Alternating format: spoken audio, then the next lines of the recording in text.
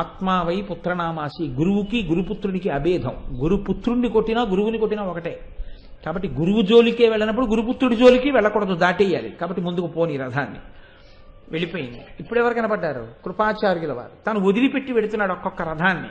వదిలిపెట్టి వెళ్ళడం చేత కాక కాదు, మీరు గుర్తుపెట్టుకోండి.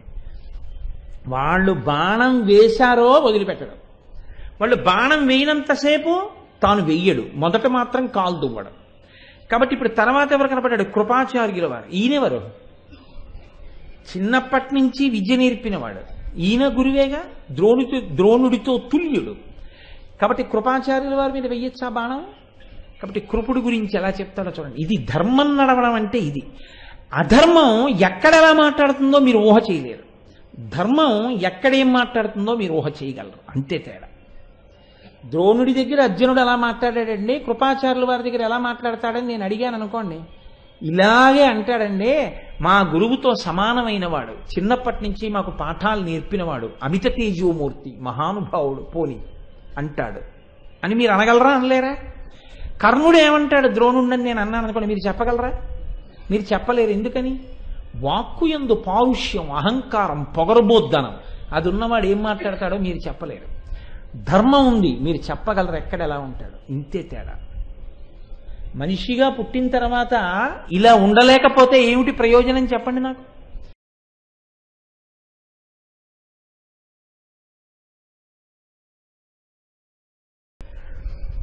శస్త్రప్రకార నిపుణుండు, అస్త్రవిదుడు, దూరపాతనాభీలుడు, వర్చస్త్రాసిత రిపుడు, ధనుశాస్త్ర పరిజ్ఞాన ఘనుడు, అసదృశుడు శక్తిన్. ద్రోణాచార్యుల వారి గురించి చెప్తున్నాడు. ఎవరో తెలుసా మహానుభావుడు? ఆయన శస్త్ర ప్రకార నిపుణుడు. శస్త్రమును ప్రయోగించడంలో అత్యంత నైపుణ్యం ఉన్నవాడు. శస్త్ర ప్రయోగం అంటే దానికి గురి చూసి ఆయుధాన్ని చేత పట్టుకుని దాని బరువును వహిస్తూ అది ఎంత దూరం వెళ్ళాలో అంత దూరాన్ని మీలో ఉన్నటువంటి బలాన్ని దానిలోకి పంపి వెయ్యవలసి ఉంటుంది. అంటే ఒక బల్యాన్ని విసరాలనుకోండి, బల్యాన్ని మంత్రపురస్సరంగా ఏం వెయ్యరు. వేసేటప్పుడు ఆ బల్యాన్ని గురి చూసి విసిరేటప్పుడు చేతిలో పట్టుకుని తన శక్తి బల్యంలోకి వెళ్ళేటట్టుగా గురి చూసి విసరవలసిన బాధ్యత ఎవరు విసురుతున్నాడో ఆయనదే. అస్త్రం అంటే వేరు.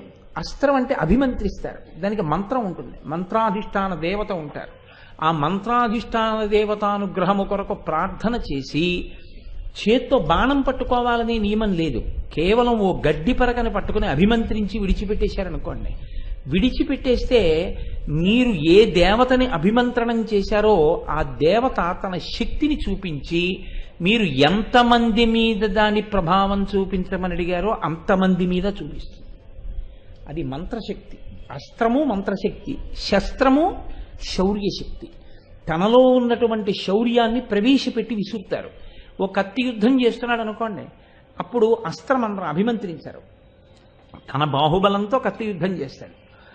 బాణాలు వేస్తున్నాడు అనుకోండి, వేసేటప్పుడు అభిమంత్రణం చేస్తారు, చేసి విడిచిపెడితే ఒక బాణమే ప్రయోగం చేసేది ఒక్కటిగా కనపడుతుంది, కానీ అది కొన్ని లక్షలు కోట్లు అయిపోయి వెళ్ళిపోతుంది. వాటిల్లో అత్యంత గొప్ప స్థాయి పాశుపతాస్త్రం పరమశివుడిచ్చింది. అది కానీ వేస్తే అందులోంచి గదలు గుదియలు కొన్ని లక్షలు కోట్లు పుట్టేస్తాయి, బ్రహ్మాండంలో ఉన్న వాళ్ళందరినీ కొడతాయి.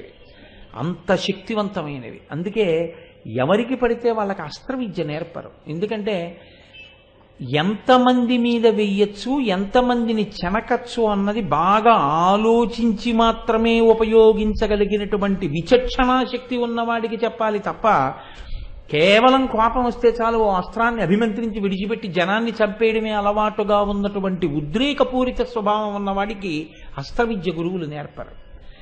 అర్జునుడికి సమస్త అస్త్రశస్త్రములు తెలుసు. అంటే ఆయన ఎందు ఎన్ని గుణములు ఉన్నాయని గురువు నమ్మారో చూడండి. కాబట్టి అసలు ద్రోణుడికి ఉన్న శక్తిని అర్జునుడు చెప్తున్నాడు.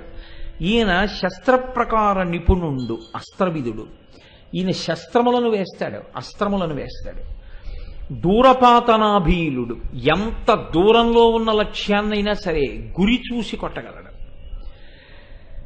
వర్చస్త్రాసిత రిపుడు, ఆయన వంక చూసావుగా, అసలు చాలామంది ఆయన కోపంతో కన్నులు ఎర్రబారి ఉండగా ఆయన నిలబడి ఉండగా చూస్తే చాలు ప్రాణాలు పోతాయి.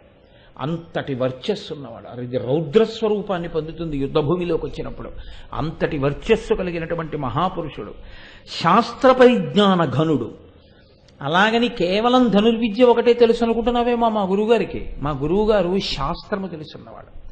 శాస్త్రం అంటే శంసనాత్ శాసనాత్ ఇది శాస్త్ర. శాస్త్రానికి మొహమాటం ఉండదు. మొహమాటం ఉండకుండా ఉంటేనే దాన్ని శాస్త్రం అంటారు. నువ్వు ఇలా చెయ్యి అని చెప్తుంది. అలా చేయకపోతే పాడైపోతావు. కాబట్టి శాసించి చెప్తుంది శాస్త్రం. శాస్త్రము ఏం చెప్పిందో అది బాగా తెలుసున్నవాడు మా గురువు గారు. కాబట్టి ఆయన దగ్గరే మేము నేర్చుకున్నాం. శాస్త్ర పరిజ్ఞాన ఘనుడు, అసదృశుడు, శక్తిని ఆయనతో పోల్చడానికి, ఆయన శక్తితో పోల్చడానికి వేరొకడు లేడు. మీరు బాగా గమనించండి, బాగా గమనించండి ఈ మాట. గురువు అనగా ఏమిటో తెలుసా అండి? గురువు శక్తి గురువుది కాదు, శిష్యుడిది. మీరు ఎప్పుడు గుర్తుపెట్టుకోండి. గురువు యందు శక్తి కాదు. మా గురువు గారు శక్తి లేని వారు అనకూడదు. శిష్యుడు శక్తి లేనివాడై ఉంటాడు ఎప్పుడు. అంతే సత్యం. ఎందుకో తెలుసా అండి? మీరు ఒకరి యందు గురి కలిగి ఉండడమే గురి. మీరు మా గురువు గారి కన్నా అటువంటి ప్రజ్ఞ ఉన్నవాడు వేరొకడు ఉండడం అని మీరు నమ్మగలిగారు అనుకోండి. ఆ నమ్మకం మీకుందనుకోండి, అందులోంచి మీకు గౌరవ భావన, పూజ్య భావన కలుగుతాయి. ఇవి మీకు ఎంత కలుగుతున్నాయో అంత మీరు శక్తివంతులైపోతారు. గురువుగారంత శక్తివంతుడో కాడో అనవసరం. లోకంలో అందుకే ఏమైపోతుందో తెలుసా అండి? గురువుగారు పాఠం చెప్తాడు శిష్యుడికి. చిత్రం ఏమైపోతుందంటే శిష్యుడి చేతిలో గురువు ఓడిపోతాడు కొన్నాళ్ళకి. అందుకే గురువుగారికి గొప్ప సన్మానం ఏమిటో తెలుసా అండి లోకంలో? పుత్రాదిచ్చేత్ పరాజయం. కొడుకు చేతిలో ఓడిపోవడమే పెద్ద సన్మానం. కొడుకంటే ఎవరు? తనూభవుడే కాదు, శరీరమున అంతర్గతమైన తేజస్సు వలన పుట్టినటువంటి కొడుకు కాడు. తన మాటల చేత ప్రేరణ పొంది తను ఎలా నడుస్తాడో, ఎలా ప్రవర్తిస్తాడో, ఎలా ప్రతిస్పందిస్తాడో అది అలవాటు చేసుకుని తనలా నడవడం అలవాటు చేసుకున్నవాడు ఉన్నాడే, వాడు కూడా తన కొడుకు కన్నా గొప్పవాడు శిష్యుడు. అటువంటి శిష్యుడు ఒక లక్షణాన్ని పొంది ఉంటాడు. ఆయనకి ఎప్పుడు పిల్లవాడికి చూడండి, మా నాన్నగారు చాలా గొప్పవారు అనుకుంటాడు. ఏ పిల్లాడికి ఆ పిల్లవాడే మా నాన్నగారు మహానుభావుడు అంటాడు. అలా అనాలి కూడా. అది చాలా న్యాయం. అలా అనకుండా ఉండకూడదు. ఏ బిడ్డడైనా సరే మా తండ్రి గారు మహానుభావుడన్న స్థితితోటే ఉండాలి. అటువంటి గౌరవంతో ఉండాలి. గురువు అనగా గురి అంటారు. మహానుభావుడు భగవాన్ రమణులు ఒక చోట చెప్తూ, గురువు అనగా ఏమి అంటే నీ గురికి గురు అని పేరు. నీకుండాలి గురి. మా గురువుగారా మహానుభావుడండి, ఆయన చెప్తే ఇంకా దానికి అసత్యం ఏమిటండి? మా గురువుగారు చెప్తే సత్యం అంతే. శంకర భగవత్పాదులు పద్మపాదాచార్యుల వారిని చూసి ఇలా రా అన్నారు. ఇలా రా అంటే మధ్యలో నీటి కయ్య ఉంది. ఇలా ఎలా వస్తాను? శంకరుల ఉద్దేశం ఏమిటంటే ఇలా రా అన్నప్పుడు ఆయనకున్న గురిని చూపించడం లోకానికి. పద్మపాదాచార్యుల వారు ఆలోచించారు, ఇలా రా అని గురువుగారు అంటే అలా రాకూడదు, నేను ఇలాగే రావాలి. కాబట్టి వెంటనే ఆయన నీటి మీద అడుగులేస్తూ వచ్చారు. ఆయనకి శంకరుల మీద ఉన్న గురితో నీటి మీద నడిస్తే ఆయన పాదములు నీట ములగకుండా పద్మాలు పుట్టి పట్టాయి ఆయన పాదాలని. కాబట్టి పద్మపాదాచార్యుల వారు అయ్యారు. అంటే గురువు మీద నీకున్న గురికి నీకు ఆయన గురువు అవుతాడు. అంతేకాని నోటితో గురువు గారని పిలిస్తే గురువు అవ్వడం. మీరు బాగా పట్టుకోవాలి. గురువు గారని పిలిచేవాళ్ళు కొన్ని వేల మంది ఉండొచ్చు. వాళ్ళందరికీ నువ్వు గురువు కాదు, వాళ్ళందరూ నీకు శిష్యులు కాదు. అది ఒక స్థాయి మర్యాద అంతే, అంతవరకు. మా గురువుగారని అన్నారనుకోండి, సైకిల్లో గాలి కొట్టేవాడిని కూడా అంటూ ఉంటారు. గురువు సైకిల్లో గాలి కొట్టానంటే గురువుగారనే దాని అర్థం. అది కాదు దాని అర్థం. అలా అనుకోవాలి మీరు కూడా. అంతే తప్ప నేను వీళ్ళందరికీ గురువునని పొంగిపోకూడదు. సైకిల్లో గాలి కొట్టేవాడంతో నేనంతే. గురువు తెలిసి ఉండాలి.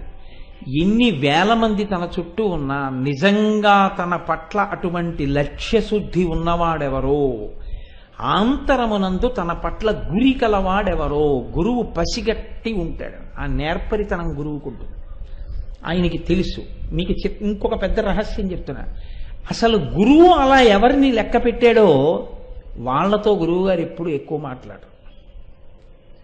ఎక్కువ మాట్లాడుతున్నారు అంటే అర్థం ఏంటంటే గురువుగారికి అంత గొప్ప గురి ఇంకా ఆయన మీద కుదరలేదని. గురువుగారు శిష్యుడితో మాట్లాడేటప్పుడు ఎప్పుడో మాట్లాడతారు, కానీ ఆత్మోన్నతిని ఎలా ప్రసాదిస్తారో తెలుసా అండి? శక్తిని ఈయన ప్రార్థన చేత ఇస్తాడు. తాను ప్రార్థన చేస్తాడు ఈశ్వరుణ్ణి, వాడికి ఆ శక్తి ఇచ్చి వాడు వృద్ధిలోకి వచ్చేటట్టు చేయమని. ఆయన ప్రార్థన, ఆయన చేసిన మంత్రబలం, ఆయన చేసినటువంటి వేడుకోలు శిష్యుడికి శక్తినిస్తాయి. ఎప్పుడో ఒక్కసారి పలుకుతాడు, ఒక్కసారి ఏదో మాట్లాడతాడు, అంతే. అది ఎలా ఉంటుందంటే మొత్తం పట్టుకున్నటువంటి బూజునంతటిని దులిపేస్తూ ఉంటుంది గురువాక్యం అంటే.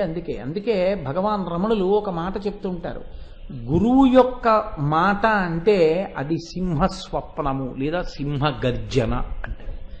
కాకి ఉందనుకోండి అలా అరుస్తూనే ఉంటుంది. కాకి అరిచిందని ఎవరైనా వెళ్ళిపోతారా? కొత్తగా వస్తారు బంధువులు, కాకి అరుస్తోంది బంధువులు వస్తారంటారు. లేకపోతే ఏదో పిచ్చుక అరుస్తూనే ఉంటుంది, కుక్క అరుస్తూనే ఉంటుంది, కుక్కలా అరుస్తూ ఉంటాడంటారు. అరణ్యంలో ఎన్నో జంతువులు అరుస్తూనే ఉంటాయి. అరణ్యంలో జంతువులు అరుపు వినకపోవడం అన్నది మీకుండదు, ఎప్పుడు వినిపిస్తాయి. సింహం అలా గర్జించదు.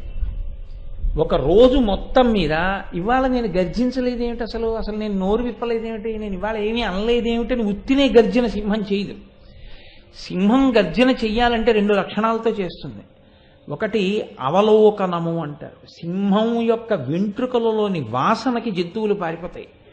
అయినా అది ఏం చేస్తుందంటే 10 అడుగులు నడుస్తుంది. అందుకే టీవీ దాని నడకలో మృగరాజు దర్పం ఉంటుంది. ఆ నడకలో నా జోలికి ఎవరు వస్తారని అది అలా నడుస్తోందంటే గుహలోంచి బయటికి వచ్చి కనుచూపు మేరల్లో ఇంకేం ఉండవు, వెళ్ళిపోతాయి. అయినా అది ఏం చేస్తుందంటే 10 అడుగులు వేస్తుంది, వెనక్కి తిరిగి చూస్తుంది ఒకసారి.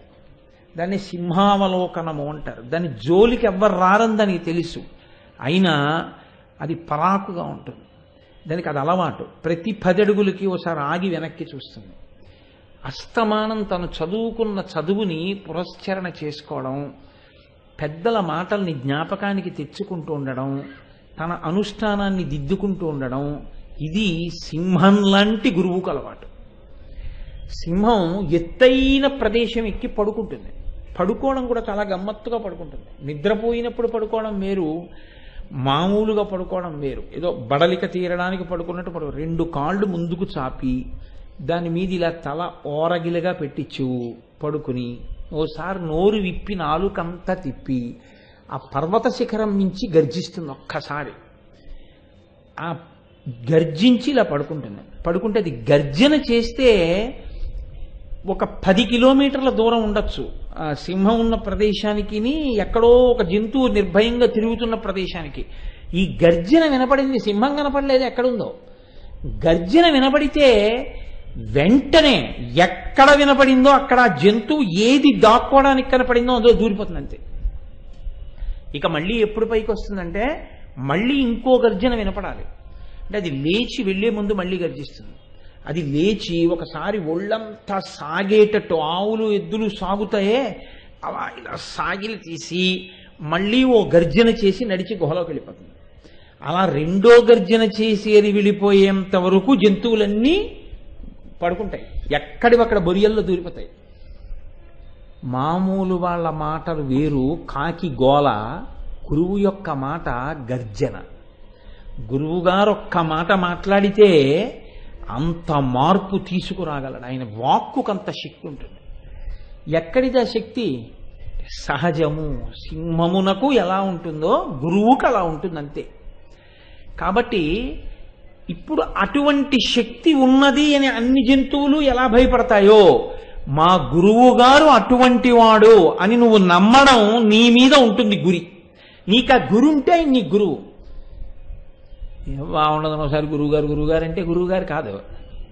గురి ఎవరికి ఉందో వాళ్ళకే ఆయన గురువు అవుతాడంతే. గురి లేని వాళ్ళకి ఆయన గురువు కాడు. అందుకే ఆ గురికి పరాకాష్ఠ కింద దేని చెప్తారో తెలుసా అండి? హస్తమస్తక సంయోగం చేస్తాడు గురువు. హస్తమస్తక సంయోగం అంటే ఏదో కొన్ని వేల మందిని కూర్చోబెట్టి టికెట్లు పెట్టి చేసేది కాదు. హస్తమస్తక సంయోగం అంటే తన జీవిత పర్యంతంలో ఎక్కడో వీడు పరమ యోగ్యుడైన వాడు, ఆర్తి పొందినవాడని గుర్తిస్తాడు గురువు. అటువంటి వారిని పిలిచి కొన్ని ప్రశ్నలు వేస్తారు. ఆ ప్రశ్నలకి జవాబు చెప్పిన తరువాత తన కాలి బొటన వేలికి దారం కట్టుకుని శిష్యుడి బొటన వేలికి దారం కట్టి తన శక్తిని ప్రసారం చేస్తారు. తాను చేసిన మంత్రశక్తిని ప్రసారం చేసి అప్పుడు హస్తమస్తక సంయోగం చేస్తారు. ఆయన తల మీద తన అరిచేతిని ఉంచుతారు. కావాలని అలా కొంతసేపు ఉంచితే గురువు గారిలో ఉన్నటువంటి శక్తి శిష్యుల్లోకి ప్రవేశిస్తుంది. అది ఇచ్ఛాపూర్వకంగా, నాతో పూర్తయిపోకుండా ఈ పరంపర ఇలా కొనసాగడం కోసం యోగ్యుడిగా ఎన్ని నేను నీకు అప్పజెప్పుతున్నాను నా శక్తిని, నీవు కూడా ఇలా తయారవ్వాలని గురువు ఆ శక్తిని ప్రవేశపెట్టి అంగన్యాస కరన్యాసంతో ప్రార్థనా శ్లోకంతో మంత్రాధిష్టాన దేవతని ఎలా దర్శనం చెయ్యాలో చెప్పి బీజాక్షరములతో కూడిన మంత్రాన్ని ఉపదేశం చేస్తారు. గురువు ఎలా చేస్తారో అలా చేస్తారు శిష్యుడు. గురువుకి ఏ దేవతానుగ్రహంతో అంత శక్తివంతుడయ్యాడో శిష్యుడు కూడా ఆ దేవతానుగ్రహంతో అంత శక్తివంతుడవుతాడు. ఇప్పుడు చెప్పండి, గురువులా ఒక శిష్యుడు అవ్వాలంటే ఏమిటి ఇద్దరికి మధ్య వారధి? కేవలము గురి, ఆ నమ్మకం. ఇన్నేళ్ల తర్వాత కలిశారు ద్రోణాచార్యుల వారిని అర్జునుడు. 13 ఏళ్ళు. దుర్యోధనుడు ఎన్నాళ్ళకోసారి చూస్తాడు ద్రోణాచార్యుల వారిని? ప్రతిరోజు. ఏమన్నాడు నిన్న ద్రోణాచార్యుల వారిని? ఇంటికి వెళ్ళి అన్నం తిని శుభ్రంగాను ఇంటికి వెళ్ళి నీతి శాస్త్రం చదువుకో, నువ్వు ఇక్కడ ఉండక్కర్లేదన్నాడు. దుర్యోధనుడికి ద్రోణుడు గురువా? అర్జునుడు ఉత్తర కుమారుడితో ద్రోణుణ్ణి చూపించి ఆయన పక్క నుంచి వెళ్ళేటప్పుడు కూడా నీ ఇష్టం వచ్చినట్టు రథంతో అలవద్దు, ప్రదక్షిణ పురస్సరంగా వెళ్ళు, కుడి చేతి వైపు నుంచి జాగ్రత్త స్మా అని పరాకు చెప్పి అసదృశుడు శక్తిలో ఈయనతో పోల్చడానికి ఇంకొకడు లేడు. భీష్ముడు లేడా? అది వేరు, అది బంధుత్వం తాతగారు. అందుకే అర్జునుడి ధర్మాన్ని మీరు చూడాలి. అర్జునుడు ఏమంటాడో తెలుసా అంటే, తాతగారికి నా బాణాలు రుచి చూపిస్తానంటాడు, గురువుగారికి రుచి చూపిస్తానంటాం. ఎందుకో తెలుసా? ద్రోణుడు చెప్పిన దానికి అర్జునుడు పొందిన దానికి చిన్న తేడా ఉంది. ద్రోణుడు చెప్పినవి కొన్ని, అర్జునుడు తపస్సు చేసి సంపాదించినవి కొన్ని. గురువుగారి దగ్గరికి వెళ్ళినప్పుడు నీకు కొత్తగా ఏదైనా అభ్యున్నతి వచ్చి గురువుగారి కన్నా నువ్వు ఓటి నేర్చుకుంటే, గురువుగారు మీకు రానితోటి నేను నేర్చుకున్నాను అనకూడదు. గురువుగారికి తెలియనిది అన్న మాట ఉండదు, గురువుగారికి తెలిసే ఉన్నాయి. గురువుగారి నుంచే నాకు వచ్చింది, గురువుగారికి తెలియకపోవడం ఏంటి? నాకు ఏదైనా తెలిస్తే అది గురువుగారి కటాక్షం, ఆయనే అనుగ్రహించారని తెలియకపోవడం ఏంటి నా బుర్ర? అసలు మా గురువుగారికి తెలియదన్న మాట లేదు లోకంలో, మా గురువుగారే నన్ను అనుగ్రహించారు. నేను ఇప్పుడు ఇది ఏదైనా చెప్పడానికి వచ్చాను అనుకోండి, ఇది నేను ఎందుకు చెప్పగలుగుతున్నానంటే నా మేధస్సు యందు ఇదేమిటి అన్న అనుమానం రావడానికి వీలు లేకుండా నా గురువుగారు నా పక్కనే ఉన్నతమైన ఆసనం మీద కూర్చుని ఆయన పాదములు నా పక్కన పెట్టి ఆయన ఇలా కూర్చుని ఎప్పుడెప్పుడు నాకు అనుమానం వస్తే అప్పుడప్పుడు ఇలా అంటుంటే ఆయన నా తల మీద ఒకసారి ఇలా అంటే నాకు జ్ఞాపకం వస్తోంది. ఆయనే చెప్పిస్తున్నది, నేను చెప్పడం ఏమిటి? అందుకే ప్రార్థన చేస్తే గురుర్బ్రహ్మ గురుర్విష్ణు, ఆయన ఇక్కడే కుర్చీలో కూర్చున్నారు, నాకన్నా ముందు వారు వచ్చి కూర్చున్నాక వారి అనుమతితో నేను కూర్చున్నాను. మళ్ళీ లేవాలంటే మంగళాశాసనపరై మదాచార్య పురోగమై, గురువుగారు మీ అనుగ్రహంతో చెప్పాను, నన్ను లెమ్మంటారా గురువుగారు అని అడిగి వారికి నమస్కారం చేసి లేవడం. జీవితం అంతా అంతే, గురు ప్రసాదమే, గురువు పెట్టిన భిక్ష, ఆయన అనుగ్రహించినటువంటి భిక్షతో బతుకుతున్నావు నువ్వు. కాబట్టి గురోచ్ఛిష్టంగా జీవించడం, ఇది అలవాటైన వాడికి గురువుకు తెలియనిది అన్నది ఏముంటుంది అనుకుంటాడు. కాబట్టి ఇప్పుడు కొత్తగా గురువు గారికి రుచి చూపించచ్చా? ఏమైనా గురువుగారు పాశుపతాస్త్రం నేర్చుకున్నాను, మీకు తెలియదు ఆ మంత్రం, నేను ఒకసారి వేసి చూపించనేంటి అనకూడదు. గురువుగారికి తెలియపోవడం ఏంటి? గురువుగారు అనుగ్రహంతో సర్వ శాస్త్ర పరిజ్ఞానం ఉన్నవాడు అన్నాడు ఆయన. ఆయన అనుగ్రహం ఈయనకు ఉండబట్టి ఎలా శివుణ్ణి ఆరాధించాలో తెలిసి పాశుపతాస్త్రం పొందాను. గురువుగారి అనుగ్రహం లేకపోతే నాకు శివుడు సాక్షాత్కరించి ఉండేవాడే కాడు. అసలు గురువులకి గురువు పరమశివుడు. గురువు గారి అనుగ్రహం లేకపోతే గురువులకు గురువై సదాశివ సమారంభం అయినటువంటి పరమశివుడు అనుగ్రహం నాకెలా కలుగుతుంది? కాబట్టి ఆయనకి తెలియనిది లేదు, కాబట్టి ఆయనకి నేను చెప్పవలసింది లేదు, ఆయనకి రుచి చూపించవలసింది లేదు, నేనంటూ ఆయనకి చెప్పవలసింది ఇంతే.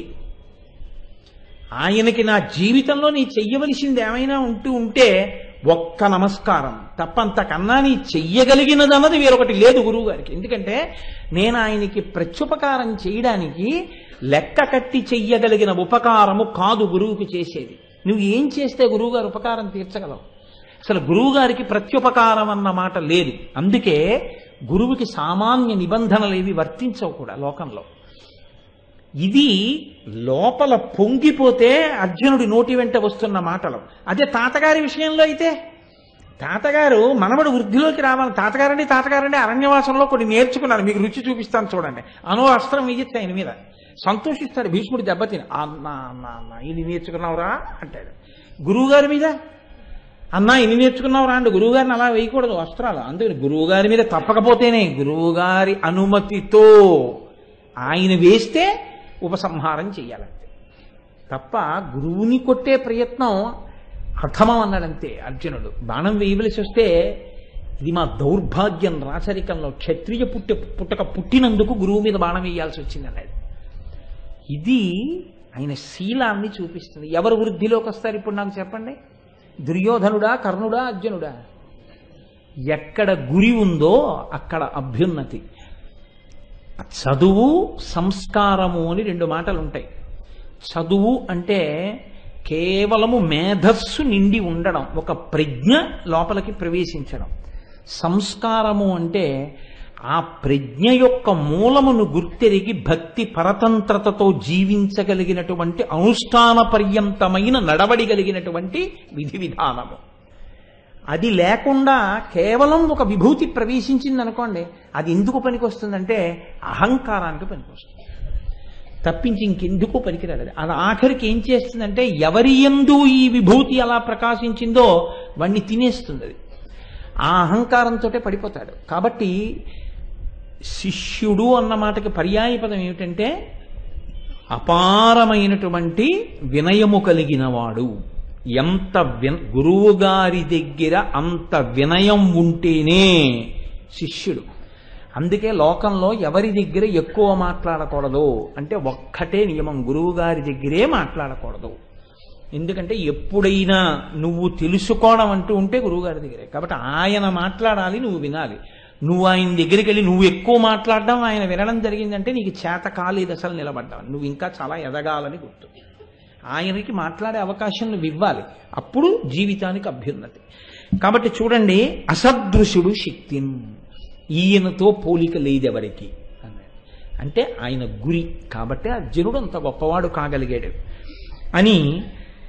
ఈతనితోడి కయ్యమునకియ్య కొనందగా ఏను దుష్పదజ్యూత జయోద్ధతుండకు సుయోధనుని పరిమార్పబోవుచో శాత శరోత్కరంబితడు చక్కగా నేయునో నన్ను నేయడో చూతము దానమున్ననికి జొచ్చిన జత్తముగా కపిమ్మటన్.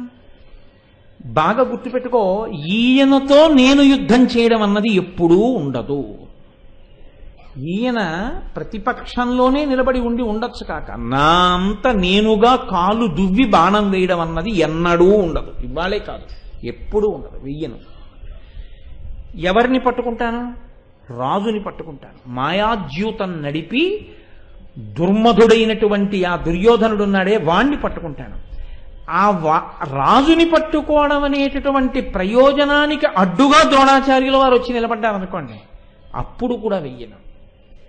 ఆయన ముందు బాణం నా మీద వేశారనుకోండి, అప్పుడు వేస్తాను. అప్పటి వరకు వెయ్యను. ఎందుకు ఇంత చెప్పాలి? ఇప్పుడు కాకపోతే యుద్ధం అయ్యే లోపల ఎప్పుడైనా ద్రోణుడి ముందుకి రథం పెడతాడేమో, వెయ్యమంటాడేమో. అందుకని అసలు వేసే సమస్యే లేదు. ఆయన వేస్తే అప్పుడు నేను బాణం వేస్తాను, అప్పటి వరకు వెయ్యను. కాబట్టి తొలగించేసే. కాబట్టి ఇప్పుడు పరమ మర్యాద పురస్సరంగా ప్రదక్షిణంగా రథం పక్కకి వెళ్ళిపోయింది అర్జునుడి. ఇప్పుడు చెప్పండి, ద్రోణాచార్యుల వారు ఎంత పొంగిపోయి ఉంటారు మనసులో. ధర్మపక్షపాతమా, శిష్యపక్షపాతమా? అది ఇది కదా. ఒక శిష్యుడు ఇలా ఎదిగినప్పుడు కదా గురువు మురిసిపోయేది. అందువలన కదా లోకంలో ఖ్యాతి గణిస్తే గురువు పొంగిపోయేది. నేను ఉపదేశం చేసినవాడు ఇంత వాడయ్యాడు, ఇవాళ ధర్మాన్ని పట్టుకుని ఇంత గొప్పవాడయ్యాడు. ఇది ఆయన పరవశం. అలా గురువు పరవశించేటట్టుగా ప్రవర్తించగలిగిన వాడెవరున్నాడో వాడు ధన్యుడు ధన్యుడు ధన్యుడు లోకంలో. కాబట్టి అర్జునుడు నిస్సందేహంగా ధన్యుడు. ఇప్పుడు అశ్వత్థామ కనపడ్డాడు వెడుతుంటే. అశ్వత్థామని చూపించి మాట్లాడుతున్నారు. మీరు తేడా గమనించండి. నేను అర్జునుడికి సరిపోయేవాణ్ణి అంటాడు కర్ణుడు. ఎవరి గురించి ఎంత అసహ్యంగా మాట్లాడి యుద్ధం దగ్గర ప్రారంభంలోనే ఉన్నాడో మీరు చూశారు. ఇప్పుడు అర్జునుడికి యుద్ధం కోసం వచ్చి ఎదురుగుండా వీళ్ళున్నారు. అశ్వత్థామని చూపించి ఉత్తర కుమారుడితో చెప్తున్నాడు, గురుపుత్రుడు తేజోనిధి సురారులకైన తేరి చూడ అరిది సంగరమున ఈతని ఈశ్వర వరజనితుడు మేటి కౌరవ వ్యూహమునన్. ఈయన మా గురుపుత్రుడు. ఆత్మావై పుత్రనామాసి. గురువుకి గురుపుత్రుడికి అభేదం. కాబట్టి ఈయన మా గురుపుత్రుడు అంటే ఎంత ప్రేమో ఎంత గౌరవం. మా గురువుగారు అబ్బాయి చూసుకుని మురిసిపోతున్నాడు.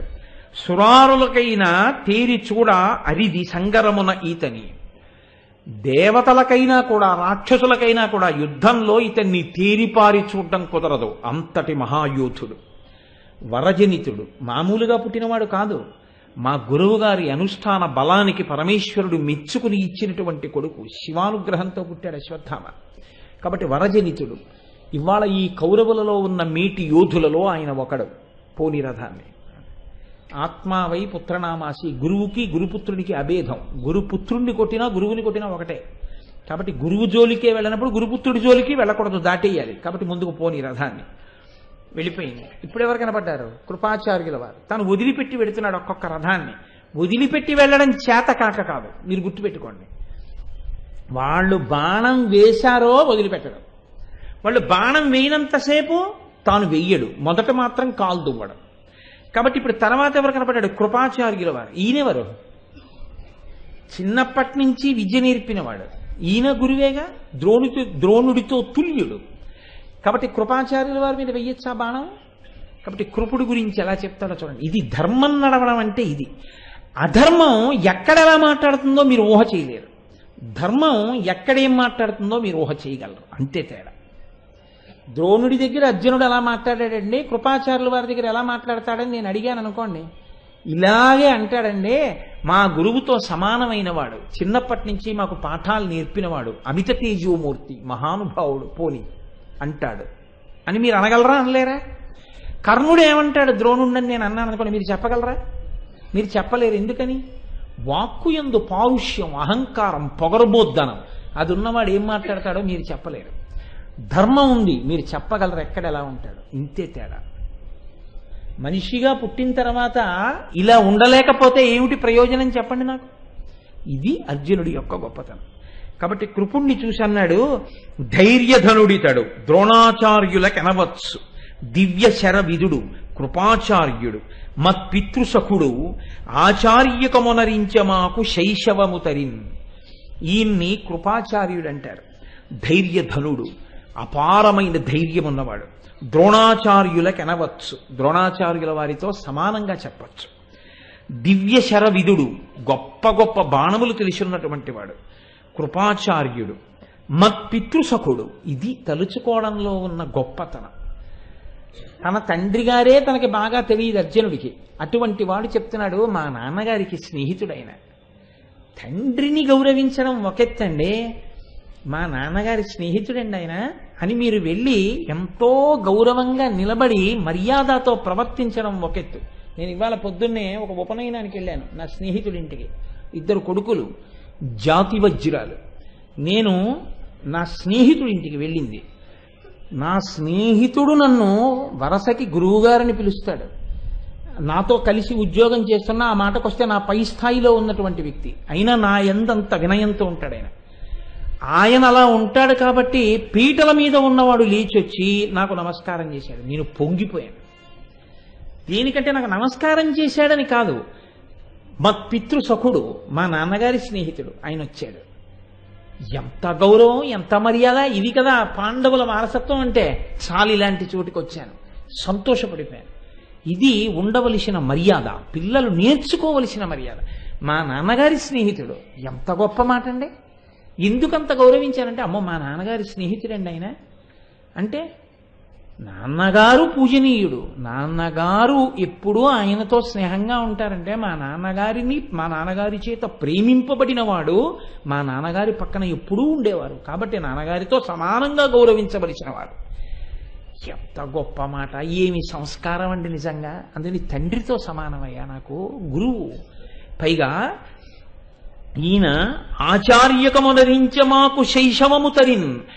మేము చిన్నప్పటి నుంచి, మాకు చిన్నప్పుడు పాఠాలు నేర్పినవాడు వేరు, చిన్నప్పటి నుంచి మాకు పాఠాలు నేర్పినవాడు వేరు. మీరు గమనించండి. ఓ మాట అంటుంటారు లోకంలో, మాకు చిన్నప్పుడు పాఠాలు నేర్పారు. ఏమ్మా ఎవరండి ఈవిడే అన్నారు అనుకోండి, మా చిన్నప్పుడు పాఠాలు నేర్పారంటారు. అంటే చిన్నప్పుడు పాఠాలు నేర్పారంటే ఇంకా తర్వాత నీకు పాఠం చెప్పడానికి ఆవిడ అశక్తురాలైందా? సమర్థత సరిపోలేదా?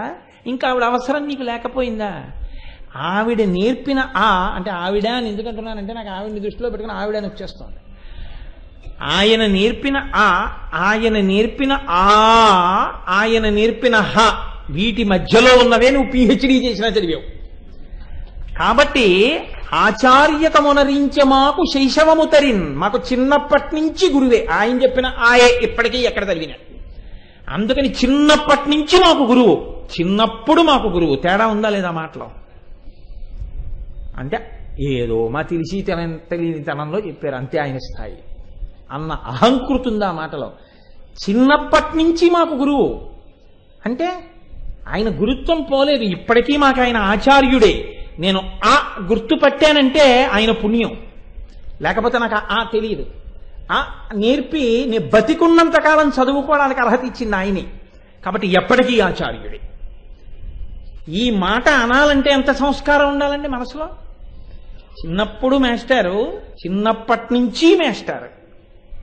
ఇప్పటికీ చెప్తున్నారా?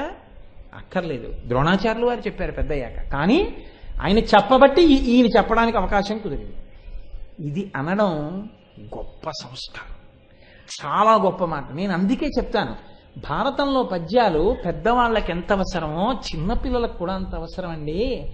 పిల్లలకి చెప్పాలి ఈ పద్యాలు, పిల్లలు తెలుసుకోవాలి తప్ప ఉపాధ్యాయులకి గురువులకి పేర్లు పెట్టడం, పద్దులు పెట్టడం, ఇలాంటివి నేర్పడం అది కాదు. భారతం చదువుకుంటే బతకడం ఎలాగో తెలుస్తుంది మీకు. మా చిన్నప్పుడు మాకు పాఠం చెప్పిన మాస్టర్ అని పరిచయం చేస్తే మీరు చిన్నబుచ్చుకోవాలి. చిన్నప్పటి నుంచి మాకు ఈయనే గురువు గారు అంటే మీరు పొంగిపోవాలి కదా. ఎంత గొప్ప మాట అండి నిజంగా. ఆ మాట, ఆ ఒక్క మాట చాలు నాకు. ఎంత ప్రసంగమైనా చేయగలను, కానీ చేయను, వేరు విషయం అనుకోండి. కాబట్టి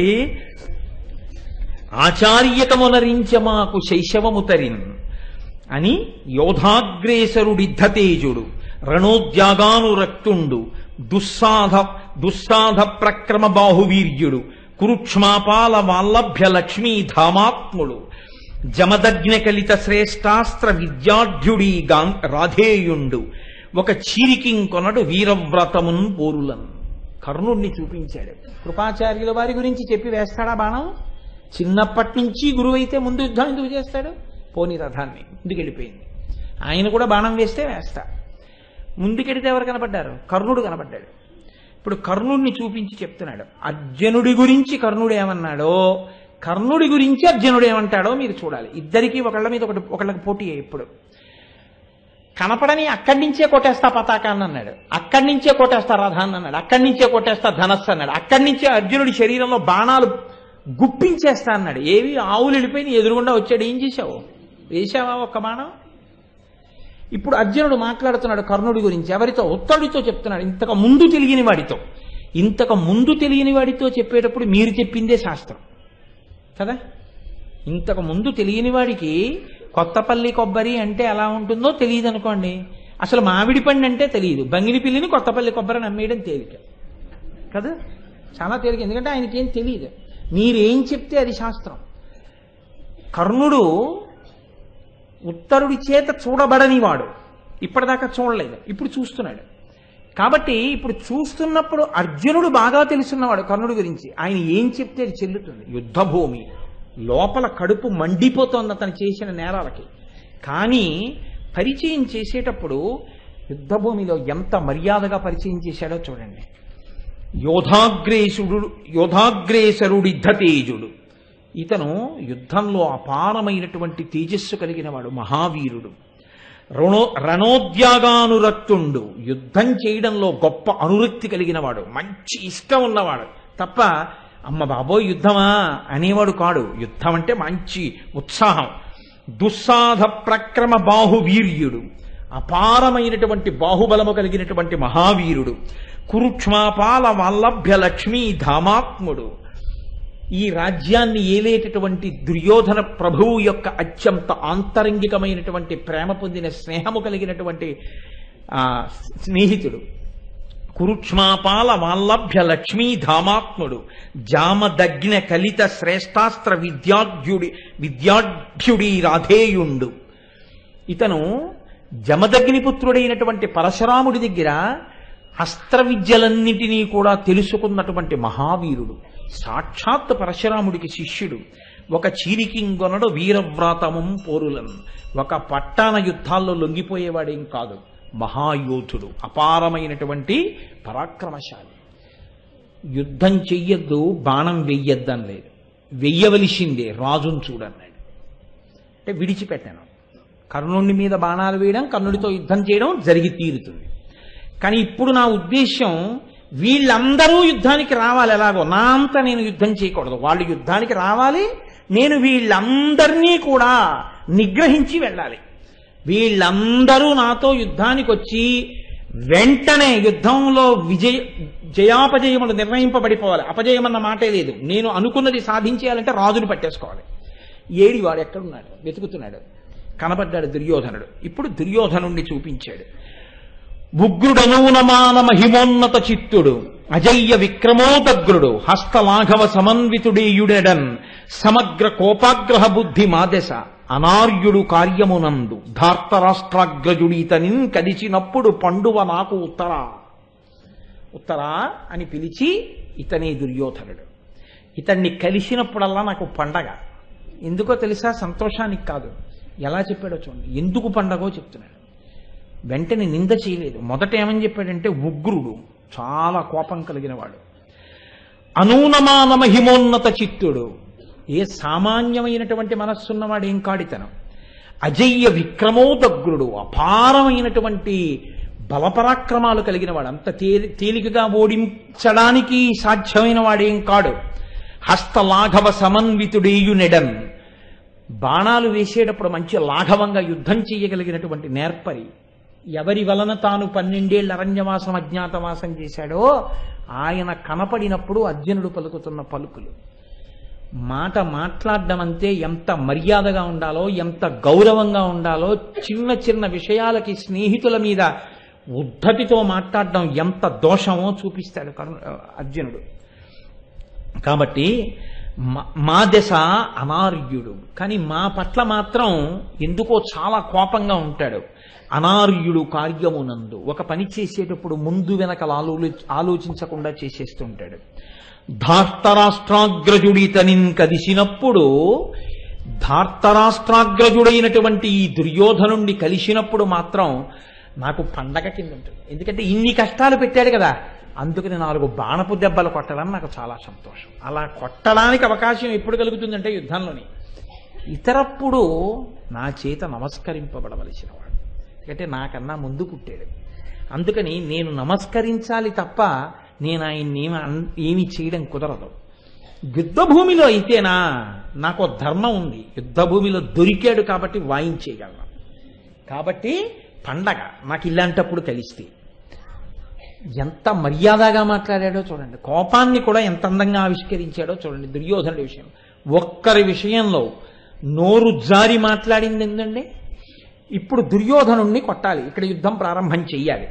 కానీ యుద్ధం ప్రారంభం చేసి దుర్యోధనుడి మీద మొదటి బాణం వేద్దామనేటప్పటికీ పక్కనే కాసు కూర్చునున్నాడు ఒక ఆయన రక్షణగా.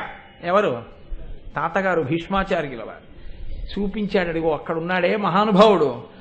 ఆయన అస్మత్పితామహుండు, అతిమిస్వయ జనన ప్రతాప విభవగ్ని శిఖాభస్మీభూత ప్రతిక్షస్మయ కాననుడు, ప్రథమగణ్యుడు బుద్ధిన్.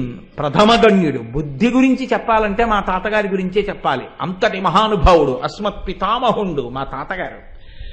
ఈయన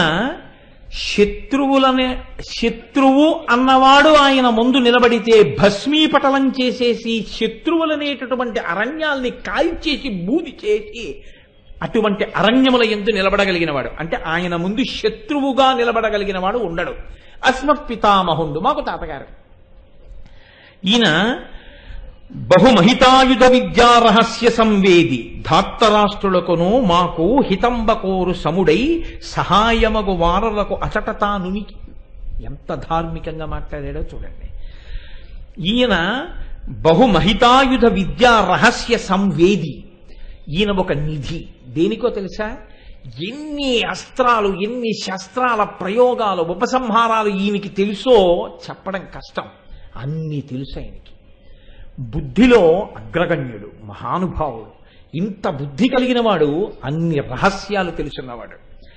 ఈయన ధాత్తరాష్ట్రులకును మాకు హితంబకోరు సముడై. ఈయన మాకు తాతగారు, దుర్యోధనుడికి తాతగారు. అందుకని తాతగారిగా మనవలందరూ బతికుండాలనే కోరుకుంటాడు. అందుకని కౌరవులు ఉండాలనే కోరుకుంటాడు, మేము ఉండాలనే కోరుకుంటాడు. పాపం అందుకేగా చెప్పాడు సంధి చేసుకుంటావా అని. ఇద్దరి పట్ల సమానమైన ప్రేమ ఉన్నవాడు. సమానమైన ప్రేమ ఉన్నవాడైతే అటువైపు ఎందుకు యుద్ధానికి వచ్చాడు అంటావేమో. అక్కడ ఉంటున్నాడు, అందుకని అక్కడే ఉంటాడు కాబట్టి అక్కడ వాళ్ళు యుద్ధానికి వచ్చినప్పుడు వాళ్ళతో వస్తాడు. అంటే మా మీద కోపం ఉన్నవాడు కాడు. మా తాతగారు మా ఇందు ప్రీతి కలిగినవాడు, కానీ ఆయన ధర్మం ఆయన పాటిస్తున్నాడు.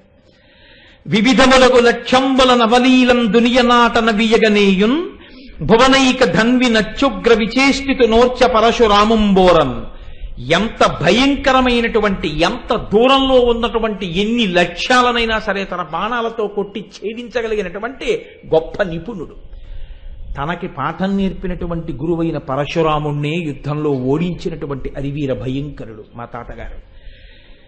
శంతను నందును నరదము పాంతం బోవలాదు అలుక పుట్టి అతడు భూకాంతునకు సైన్యమునకు చెంతల చేరంగనీక సిలుగులు బెట్టున్. మనంతట మనం తాతగారు కదా గురువుగారు కాదు కదా అని బాణం వేయకూడదు. మనం కాని మొదట బాణం వేశామో ఇహ దుర్యోధనుడి దగ్గరికి వెళ్ళడం అన్నది ఉండదు. మా తాతగారు అటువంటి వాడు, నిలబెట్టేస్తాడంతే. అలా తాతగారి ప్రీతి పొందాలంటే తాతగారి జోలికి ముందెళ్లకుండా ఉండడం. దుర్యోధనుడి జోలికెడితే అందరూ వస్తారు. అప్పుడు తాతగారు వచ్చినా తాతగారిని నిగ్రహిస్తే ఊరుకుంటాడు. తాతగారి జోలికి వెళ్ళామనుకోండి ఇక దుర్యోధనుడి దగ్గరికి వెళ్ళాం. కాబట్టి వద్దు, ఆయన దగ్గర రథం పెట్టకు, ముందుకెళ్ళని దుర్యోధనుడి దగ్గర. ఏమి మాట్లాడతాడండి మహానుభావుడు. అంతే, కొంచెం ముందుకెళ్ళింది గాంధీవాన్ని టంకారం చేశాడు. చేసి దేవదత్తాన్ని పూరించి ఆ అక్షయ బాణ తూణీరాలలోంచి బాణాలు తీసి గాంధీవపు వింటినారికి సంధించి విడిచిపెట్టడం మొదలుపెట్టాడంతే. ఇంకా సైన్యం మీద అవి ఎలా విడిచిపెట్టడం మొదలుపెట్టాడో చెప్పడం మొదలుపెట్టారు తిక్కన గారు. అసలు అత్యద్భుతమైన పద్యం. ఆ యుద్ధ ప్రారంభం ఎలా చేశాడంటే, గుణమున అస్తకంబునను కోటియుగంబున గేలదార భీషణముగ నుప్పతిల్ల రభసంబున రేగిన మాట్కి తీవ్ర మార్గ నికరంబులొక్కట నరాతి బలంబుల కప్ప గాండివక్వణము రోదసీకుహర కర్పముం పగిలింప. ఉగ్రతం ఒక్కసారి కోపం తెచ్చుకున్నవాడై యుద్ధ ప్రారంభం చేస్తూ ఆ టంకారం చేసేటప్పటికీ ఆకాశానికి ఉన్న డెప్ప బద్దలైపోయిందా అన్నంత శబ్దం వచ్చింది ఆ చప్పుడికి. అదిరిపోయారంతే శత్రువీరుల చెవులలో ఆ ధనులు వినపడేటప్పటికీ కొన్ని వేల మంది మూర్ఛిల్లుతారు ఆయన గాంధీవాన్ని టంకారం చేస్తే. దానికి తోడు దేవదత్తాన్ని పూరించాడు. పూరించి బాణాలు వెయ్యడం మొదలుపెట్టాట. బాణాలు వెయ్యడం మొదలు పెడితే ఎలా ఉందన్నారంటే తిక్కన గారు, ఏకకాలమునందు బాణములు ఎక్కడి నుంచి వేస్తున్నాడో ఎవరికి తెలియలేదు. ఎందుకంటే వలయాకారంగా పట్టుకున్నాడు ధనస్సుని, ఇలా పట్టుకుని వేసేస్తున్నాడు. వేసేసేటప్పుడు ఇలా వేస్తాడు, ఇలా వేసేస్తూ ఉంటాడు. ఆ తిప్పి వేసేస్తుంటే బాణాలు ఎలా వచ్చి పడిపోయాయి అంటే, ధనస్సు నుంచి కొన్ని వేల బాణాలు వచ్చేసేయటం, వింటినారి నుంచి కొన్ని వేల బాణాలు వచ్చేసేయట, చేతిలోంచి కొన్ని వేల బాణాలు వచ్చేసేయట. అంటే అసలు వింటినారికి తొడిగి ధనస్సు మించి వదులుతున్నాడా? ధనస్సుకి పుట్టేస్తున్నాయా, వింటినారికి పుట్టేస్తున్నాయా, చేతిలోంచి పుట్టేస్తున్నాయా? చూసిన వాడికి ఎలా కనిపిస్తోందంటే, కొంతమందికి చేతిలోంచి పుడుతున్నాయి బాణాలు, కొంతమందికి వింటినారులోంచి వచ్చేస్తున్నాయి, కొంతమందికి ధనస్సులోంచి వచ్చేస్తున్నాయి. ఇన్ని వేల బాణాలు ఏకకాలమనందు మండలాకారంగా ధనస్సుని తిప్పి వేసేస్తుంటే మొత్తం సైన్యమంతా పీనుగు పెంటల కింద పడిపోతుంది. ఇది ఎలా ఉందంటే ఒక్కసారి ఆ బాణములు వచ్చి పడిపోతున్న తీరుని తిక్కన గారు ఉపమానం వేశారు. ఆయన అన్నారు, ఒక మాత్రం నితత ప్రసార నిబిడాచుగ్రాస్త్ర సంతానముల్ సకలానీకములందు పర్వనరు భస్వం మూర్తి శోభిల్లే దీప్తి కలాపంబులు లోకమంతటన విస్తారంబులై యౌకపద్యకృత వ్యాప్తి వెలుంగు నొప్పెసగు మార్తాండున్ విడంబించుచున్. సూర్యభగవానుడు ఇలా బాలసూర్యుడు ఉదయించడం మొదలు పెట్టగానే ఇక్కడే పడ్డాయి కిరణాలు, ఇక్కడే పడ్డాయి కిరణాలు అనడానికి కుదురుతుందా? ఏకకాలంలో సూర్యబింబం నుంచి బయలుదేరినటువంటి కిరణాలు లోకమంతటా అన్ని జీవుల మీద, నీళ్ల మీద, గడ్డి మీద, పశువుల మీద, మనుషుల మీద, ఇళ్ల మీద, చెట్ల మీద, పర్వతాల మీద, నేల మీద విడిచిపెట్టకుండా ఒక బింబంలోంచి కిరణాలన్నీ వచ్చి ఎలా పడిపోతాయో రథంలో నిలబడినటువంటి అర్జునుడి వింటి కోపు నుంచి బాణ పరంపర వచ్చి విడిచిపెట్టకుండా పడిపోయింది అందరి మీద. పడిపోయినటువంటి ఉత్తర క్షణంలో అంతే కాకావికలైపోయింది సైన్యం అంతా. ఎక్కడ చూసినా అరుపులు, కేకలు, బొబ్బలు, పడిపోతున్న వాళ్ళు కన్ను మూసి కన్ను తెరిచే లోపల నెత్తుటి ఏరులు. అప్పటి వరకు ఇలా నిలబడినటువంటి గుర్రాలు నేల మీద పడిపోయి శరణాగతి చేస్తున్నాయా అన్నట్టుగా పడిపోతున్నాయి. అల్లకల్లోలమైపోయినటువంటి సైన్యం తేరుకుని ద్రోణుడు రచించినటువంటి వ్యూహం ప్రకారం నిలబడి యుద్ధం చేస్తే దుర్యోధనుడికి రక్షణగా పావువంతు సైన్యం ఉంది. చతురంగ బలాలలో సగం సైన్యం భీష్మద్రోణాదుల దగ్గర ఉంది, మధ్యలో పావువంతు సైన్యం ఉంది. ఎక్కడెక్కడ ఎంత సైన్యం ఉందో అక్కడక్కడంత సైన్యము నిలబడిపోయి యుద్ధం చేస్తే తెలుస్తుంది ప్రతి వీరుడికి, మన దగ్గర ఇక్కడ ఇంత సైన్యం ఉంది, ఇక్కడి నుంచి కొడితే అతనికి తేలిగ్గా కొట్టచ్చని. ఇది తెలియకుండా వ్యూహాన్నంతటినీ చిన్నాభిన్నం చెయ్యాలనుకున్నాడు. ఇన్ని లక్షల బాణాలు ఏకకాలమునందు ప్రయోగం చేసి వాళ్ళు సర్దుకునే లోపలే రథాన్ని అపారమైన వేగంతో యుద్ధభూమిలో ఇటువైపు నుంచి అటువైపుకు పరిగెత్తించాడు. ఎవరి మీదకు వచ్చి పడిపోతోందో రథం, ఎవరి మీద బాణాలు వేసేస్తాడో అన్న భయంతో మొత్తం సైన్యం అంతా రెండు కింద చీలిపోయింది. ఇలాగా నది ప్రవహిస్తే చీలిపోయినట్టు. ఇప్పుడు రెండు కింద చీలినటువంటి సైన్యం ముందు ద్రోణాచార్యుడు పెట్టినట్టు పావు అరా కింద లేదు, రెండు కింద చీలింది, అంటే వ్యూహం బద్దలైపోయింది.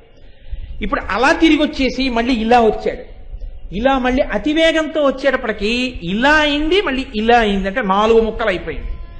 ఇప్పుడు ఈ మూల నుంచి ఆ మూలకి, అలా వెళ్ళి ఆ మూల నుంచి ఈ మూలకి, మళ్ళీ ఈ మూల నుంచి ఈ మూలకి తిరిగాడు.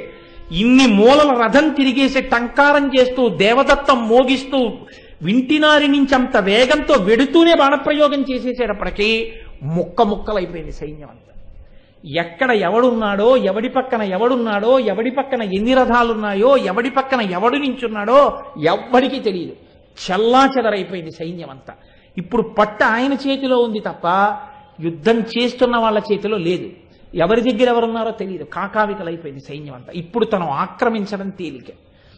అంటే ఎంత బుద్ధి వైభవం ఉన్నవాడో, ఎంత వేగంగా రథం నడుస్తున్నా సరే అంత వేగంగా నడుస్తున్న రథంలో నిలబడి అన్ని లక్షల బాణములను ప్రయోగించగలడో, ఎంతటి విలుకాడో, ఎంతటి పరాక్రమవంతుడో, ఎంతటి తేజోమూర్తియో మీరు ఆలోచించాలి. అర్జునుడు అంటే సామాన్యుడు కాడు. ఇంతటి మహావీరుడు నిజంగా ఎదురుగుండా వచ్చి నిలబడే ముందు తన గురించి తాను ఎన్ని డాంబికాలైనా పలకచ్చు. ఇతరుల గురించి అంత గొప్పగా మాట్లాడాడు తప్ప ఒక్క మాట తక్కువ చేసి మాత్రం తాను పలకలేదు.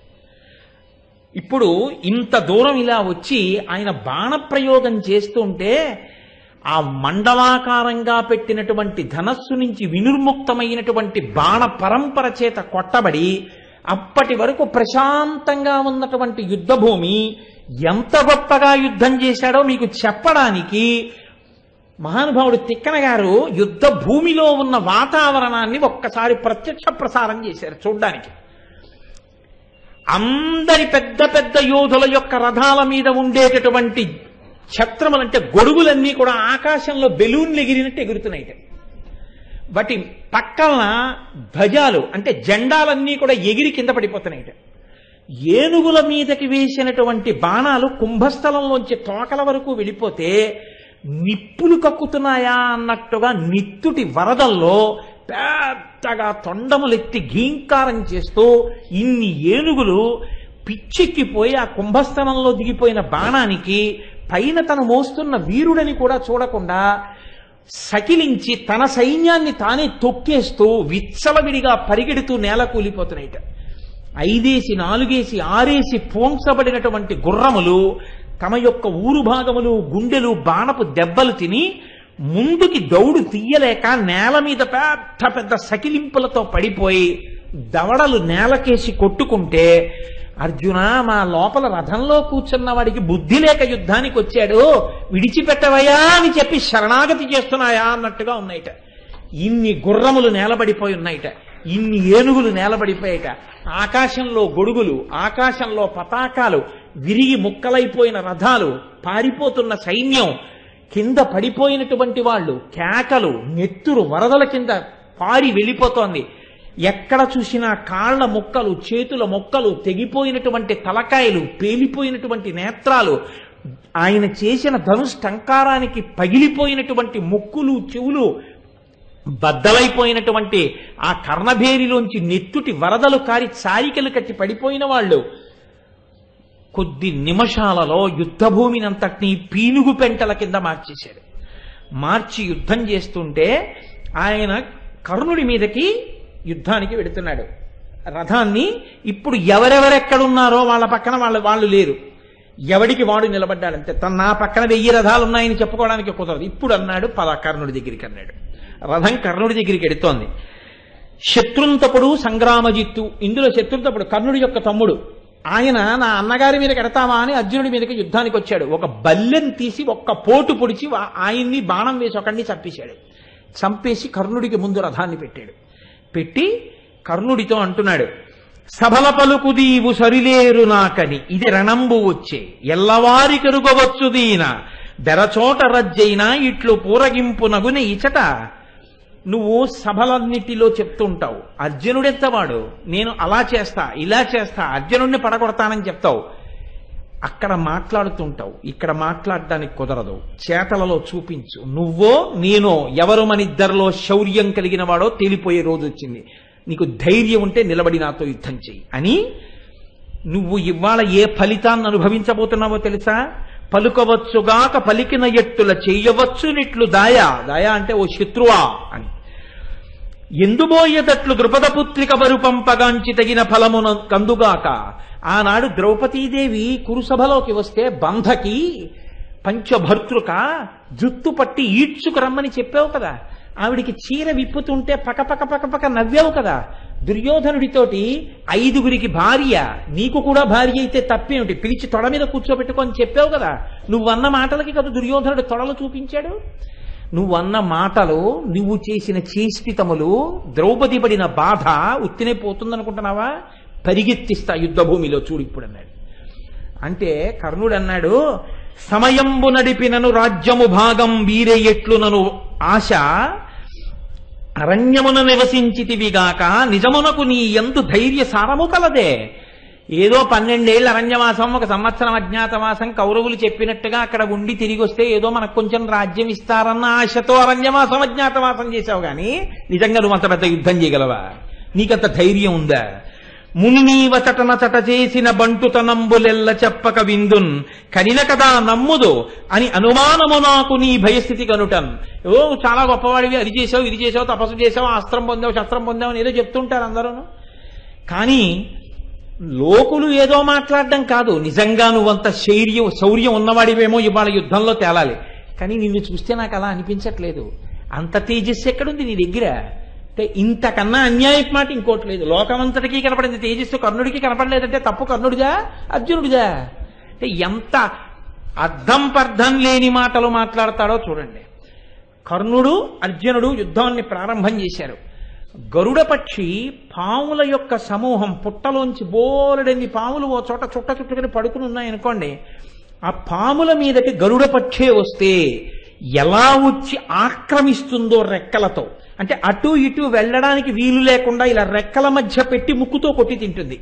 అలా ఏకకాలమునందు కర్ణుడి యొక్క రథాన్ని, కర్ణుడి యొక్క గుర్రాల్ని, కర్ణుడి యొక్క సారథిని, కర్ణుడి యొక్క పతాకాన్ని, కర్ణుణ్ణి కూడా తన బాణ పరంపరల చేత కప్పేశాడు.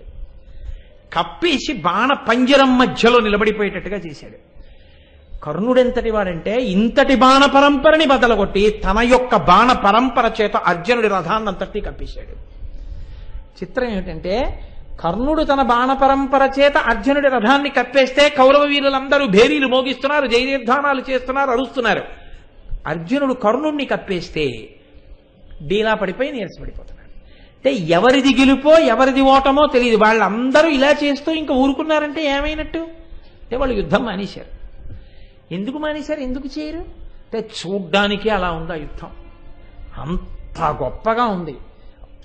ఏమి యుద్ధం అని అందరూ యుద్ధం మానేసి చూస్తున్నారు. కర్ణార్జునుల యొక్క యుద్ధాన్ని చూశాడు.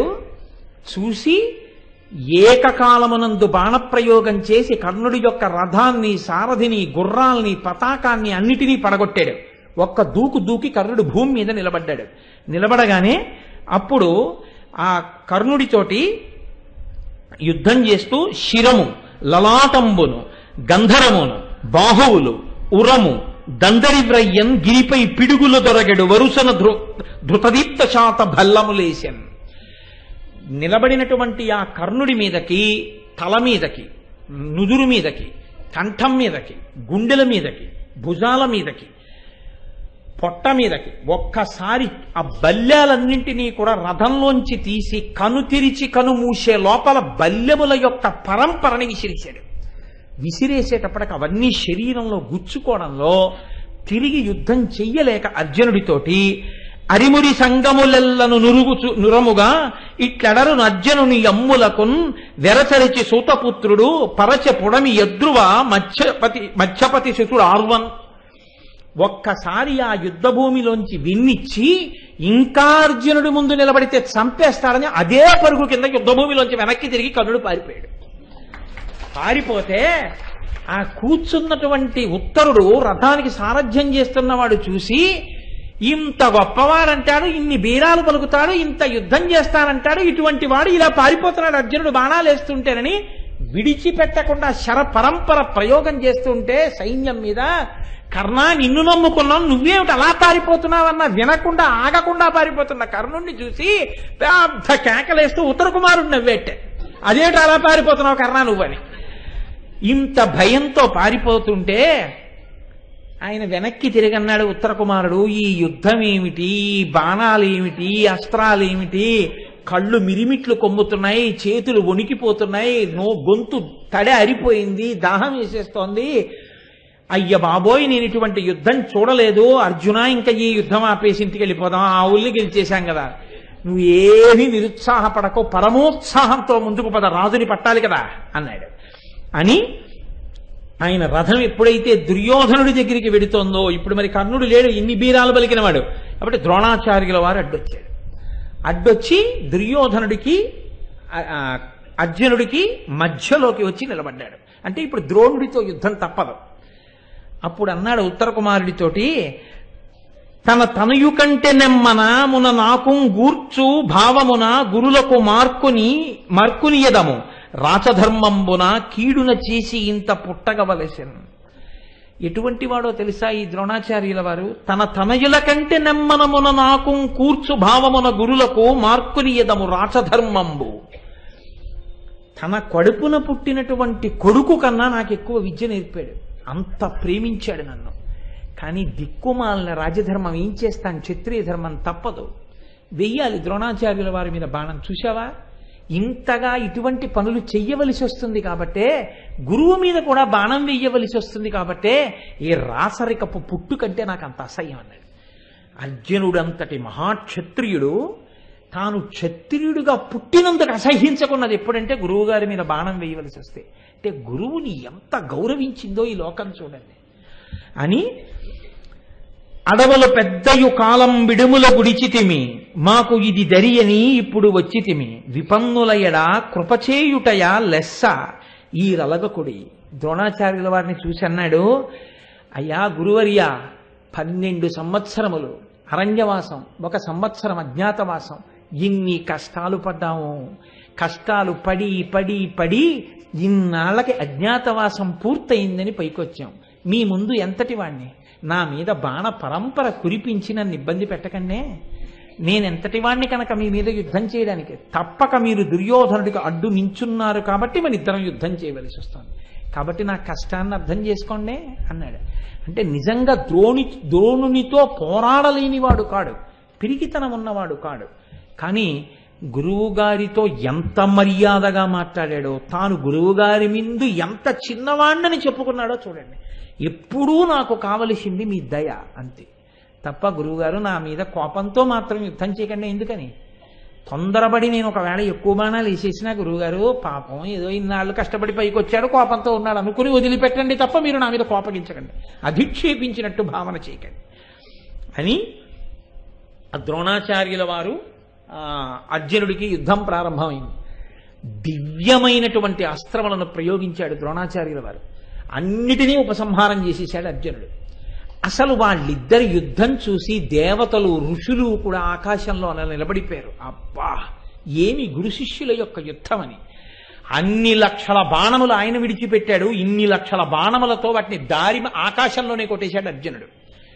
చిట్ట చివరికి ఇంత గొప్ప ద్రోణాచార్యుల వారిని కూడా తన బాణ పరంపర చేత కప్పేస్తుంటే అలిసిపోయినటువంటి ద్రోణాచార్యుల వారు ఏమి యుద్ధం, ఏమి తేజస్సు, నిమిష నిమిషానికి పెరిగిపోతున్నాడు.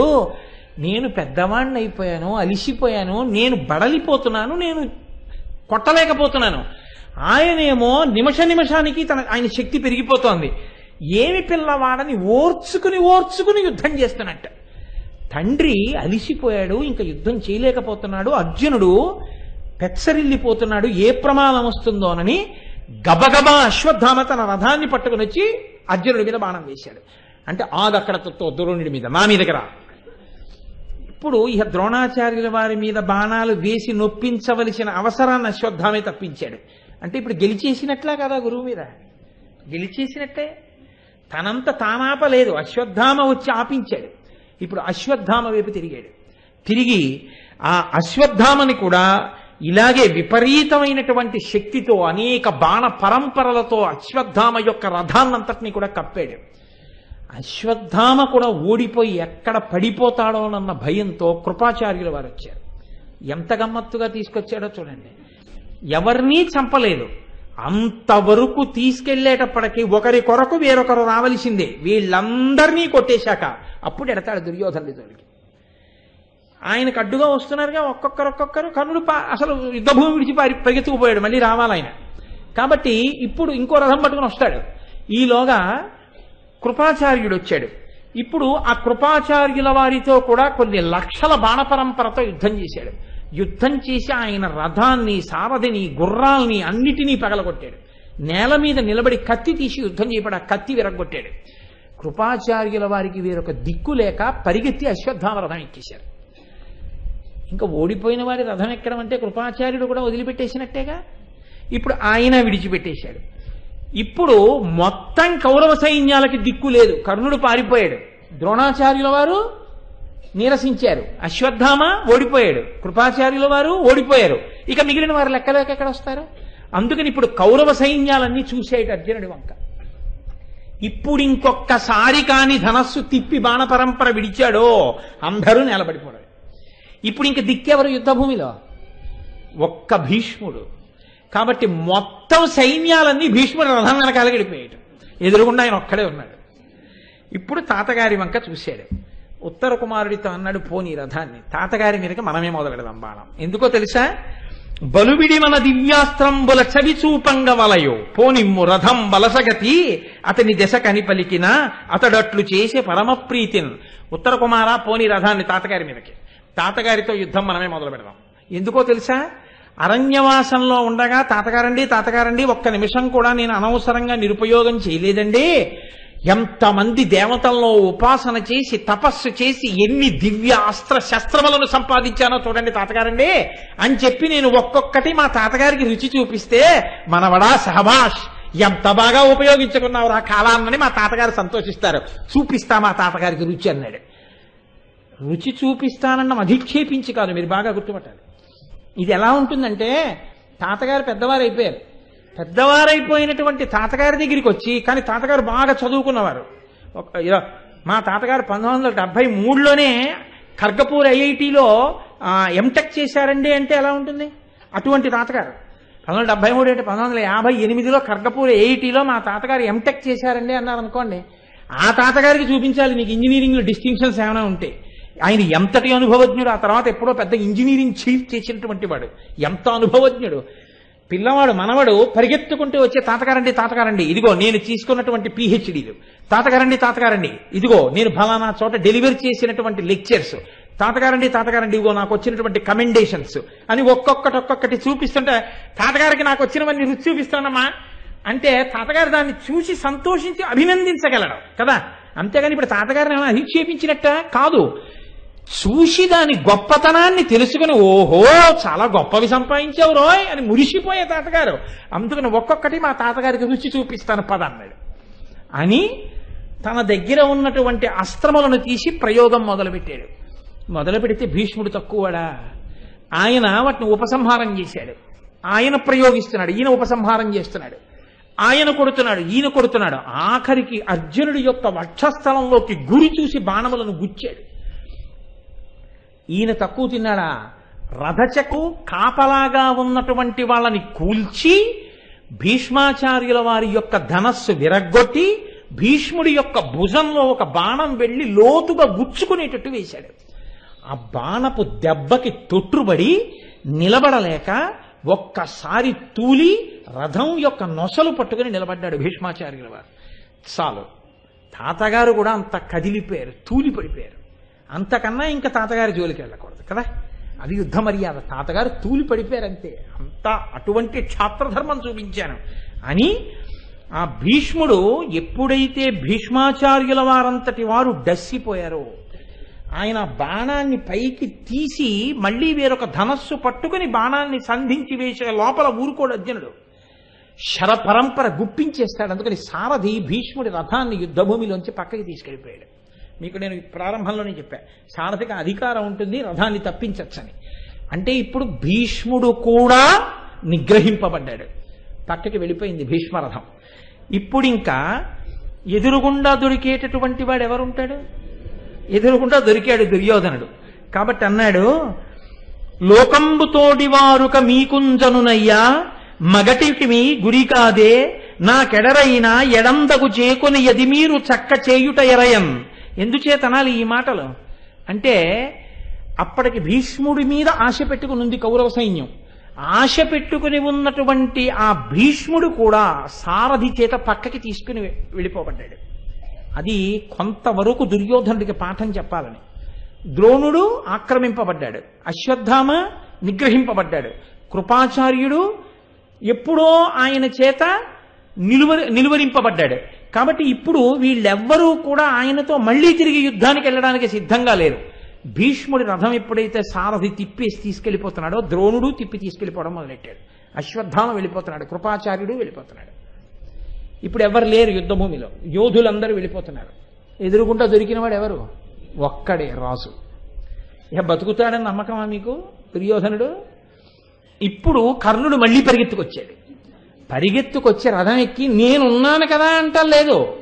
వెళ్ళిపోతున్నటువంటి భీష్మద్రోణుల వంక చూసన్నాడు, కూడుముట్టె క్రీడి కురువంశమునకెల్ల మూలకందమీ నృపాలుడు ఇతని ఇచట కాచికొనుట ఎల్ల పౌరుషములు చేత నిలిచి లావు చేయవలయో.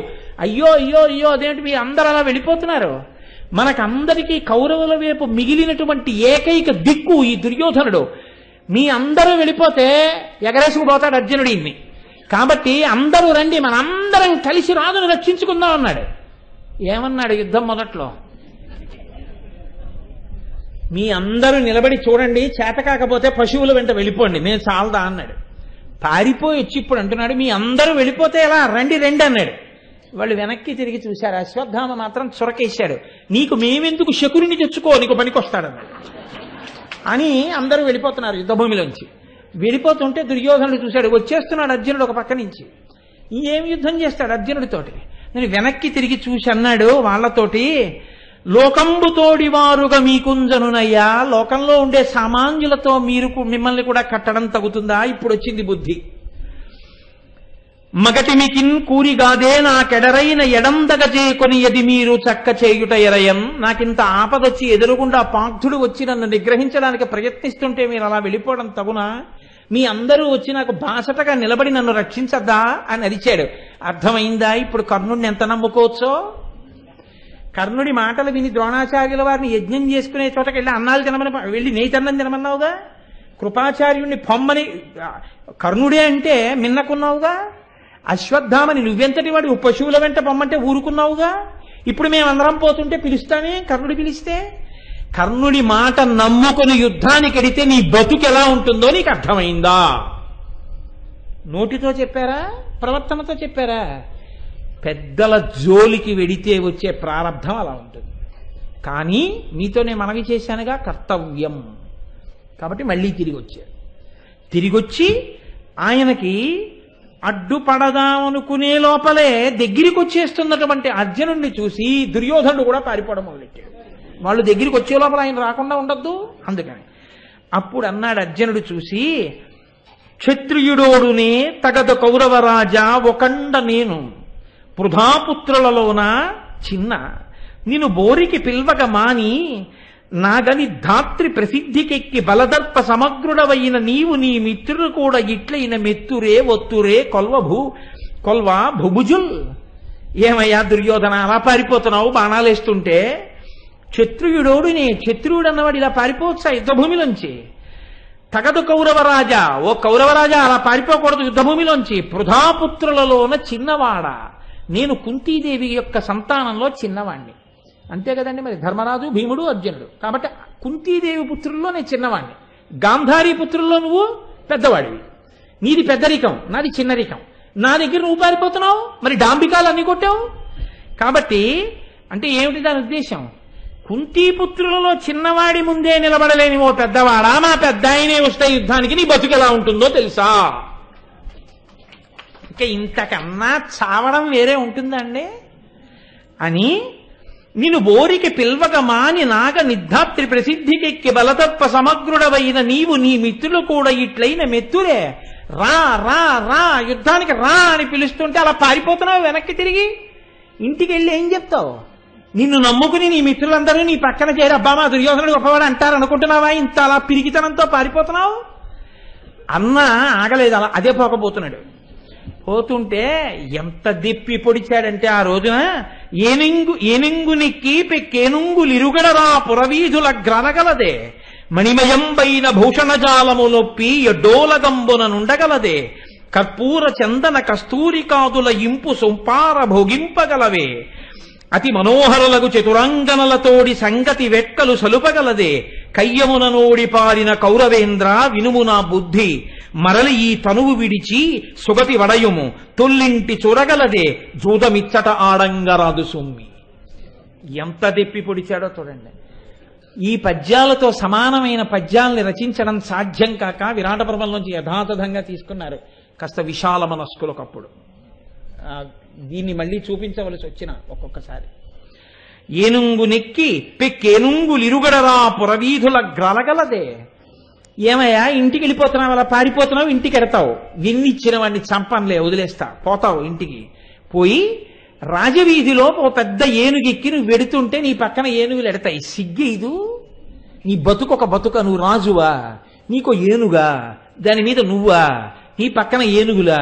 ఏ పౌరుషం ఉందని రాజవీధుల్లో ఊరేగుతావు? మణిమయంబైన భూషణజాలము నొప్పి ఎడ్డోలగంబున నుండగలదే. పెద్ద పెద్ద మణిభూషణాలు భుజాలకు పెట్టుకుని సభామంటపంలోకి వెళ్ళి నేను రాజునని కూర్చుంటావా? ఆ భుజాలతో యుద్ధం చేయడం చేత కాక వాటికి మళ్ళీ మణిభూషణాలా? సభామంటపంలో రాజువా? అవి పెట్టుకుని వెళ్ళి కూర్చోడానికి నీకు సిగ్గుగా ఉండదు?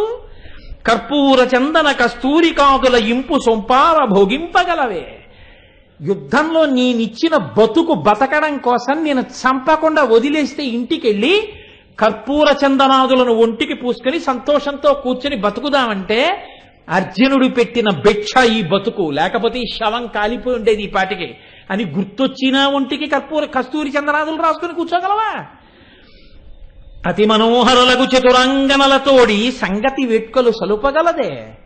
అతి మనోహరమైనటువంటి స్త్రీలతో నువ్వు సుఖాన్ని పొందేటప్పుడు అర్జునుడు వదిలిపెడితే పారిపోయిచ్చిన వాడిని గుర్తొచ్చినప్పుడు కూడా నువ్వు భోగింపగలవా? కయ్యమున నోడి పారిన కౌరవేంద్ర వినుము నా బుద్ధి. ఓ యుద్ధంలో ఓడిపోయి పారిపోతున్న దుర్యోధన, నీ చెప్పిన మాట ఒక్కసారి విను.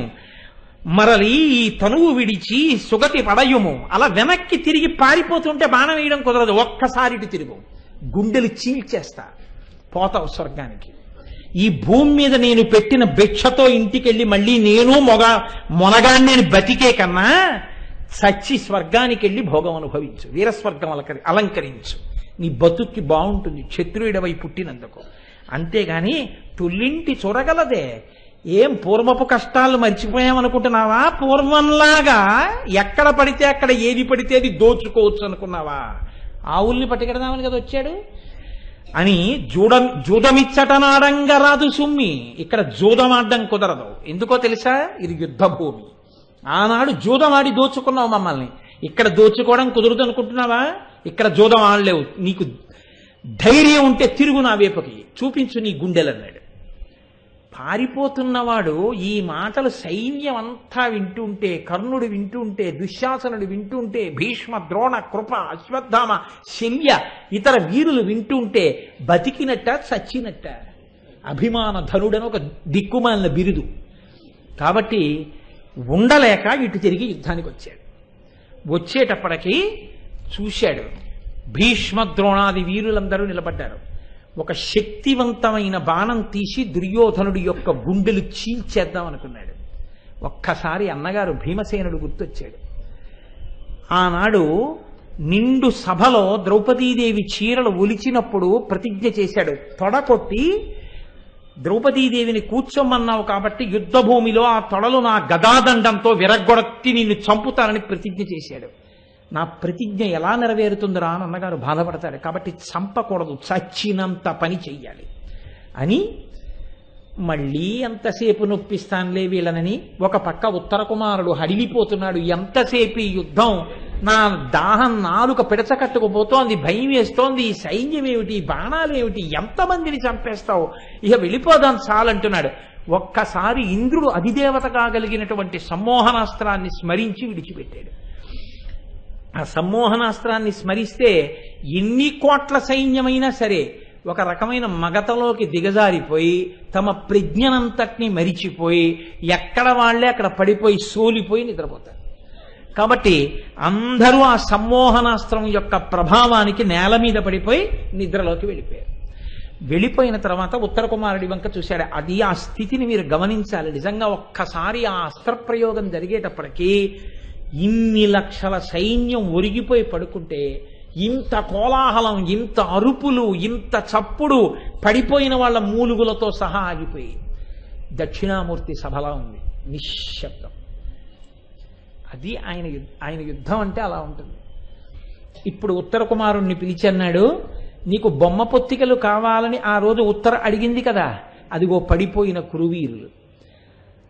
ఎవరి బొమ్మ పొత్తి, పెద్ద పెద్ద వాళ్ళ యొక్క రంగురంగుల బొమ్మ పొత్తికలు ఉంటాయి. ద్రోణుడు ఒక రంగు కట్టుకుంటాడు, కర్ణుడు పచ్చ రంగు కట్టుకుంటాడు, దుర్యోధనుడు ఏదో నల్ల రంగు కట్టుకుంటాడు. ఈ రంగురంగులు కలిగినటువంటి ఆ తలపాగాల కుచ్చులు కోసి పట్రా, కానీ భీష్ముడి జోలికి మాత్రం వెళ్ళకు. ఆయన మీద ఈ అస్త్రం పని చెయ్యదు. తెలివితో ఉంటాడు, నిద్రపోయినట్టు ఉంటాడు, గమనిస్తూ ఉంటాడు, తెలుసుకుంటాడు. ఎందుకో తెలుసా? ఇద్దరికీ తెలుసు. అక్కడ ప్రజ్ఞాస్త్రము అని ఒకటి ఉంది. అది కానీ మళ్ళీ ప్రయోగం చేస్తే సమ్మోహనాస్త్రం పట్టుదిలేస్తుంది. ఆ ప్రజ్ఞాస్త్రం వెయ్యగలరు, ఇద్దరే వేయగలరు. ఒకడు భీష్ముడు, ఒకడు ద్రోణుడు.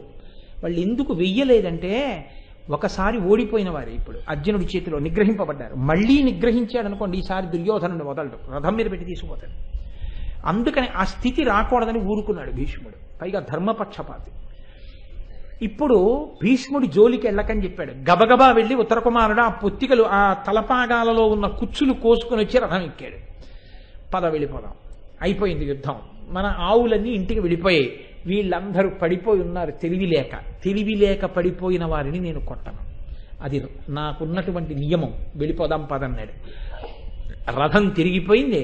విరాట నగరం వైపుకు వెళ్ళిపోతోంది. వెళ్ళిపోతుంటే ఇంతకు ముందు గోవుల్ని మళ్లించడం కోసం వచ్చినటువంటి కురు సైనికులు కొంతమంది ఇంకా వేగంగా వెళ్ళలేని వాళ్ళు అక్కడ కనబడ్డారు గుంపులు గుంపులుగా. అర్జునుడి రథం తిరిగి వస్తుంటే చూశారు వాళ్ళు. చూసి 2 చేతులు ఎత్తి నమస్కారం చేసి నేల మీద పడ్డారు. ఇప్పుడు మనం దొరికాం అన్ని చంపేస్తాడేమో. ఒకసారి 2 చేతులు ఎత్తి నమస్కరించిన శరణాగతి చేసిన అర్జునుడు వాళ్ళ జ్యోతికెళ్ళ చిరునవ్వుతో చెయ్యెత్తి పలకరించి రథంలో వెళ్ళిపోయాడు. అది ఆయన ధర్మం అంటే. వాళ్ళు పొంగిపోయారు, ఆహా ఏమి పార్థుడని.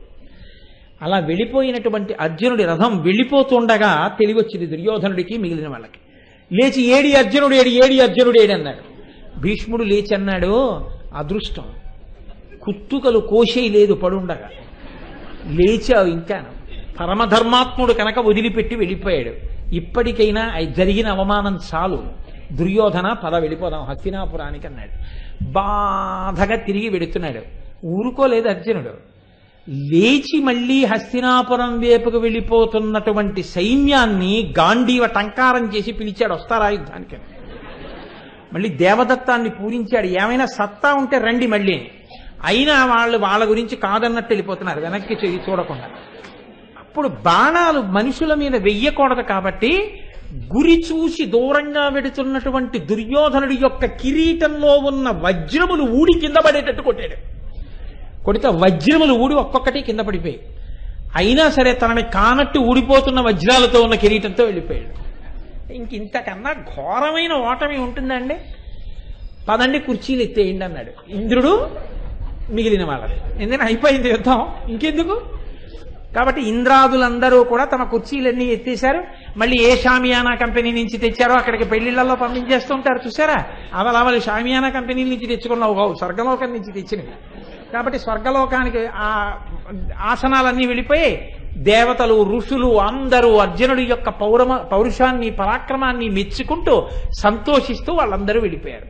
కౌరవ సైన్యం దిగాలుగా ఏడుస్తూ నీరసపడిన మొహంతో మిగిలిన వాళ్ళందరూ కూడా హస్తినాపురానికి చేరుకున్నారు. చేరుకున్న తర్వాత శమీవృక్షం దగ్గరికి అర్జునుడు వెళ్ళాడు. వెళ్ళి అన్నాడు ఉత్తర కుమారుడితోటి, ఇప్పుడు నువ్వు ఈ గాంధీవాన్ని మళ్ళీ పైకెక్కి మూట కట్టేసి, మూట కట్టి నేను ప్రార్థన చేస్తున్నానని ఒక్కసారి మంత్రాధిష్టాన దేవతలందరినీ తలుచుకుని నమస్కారం చేశాడు.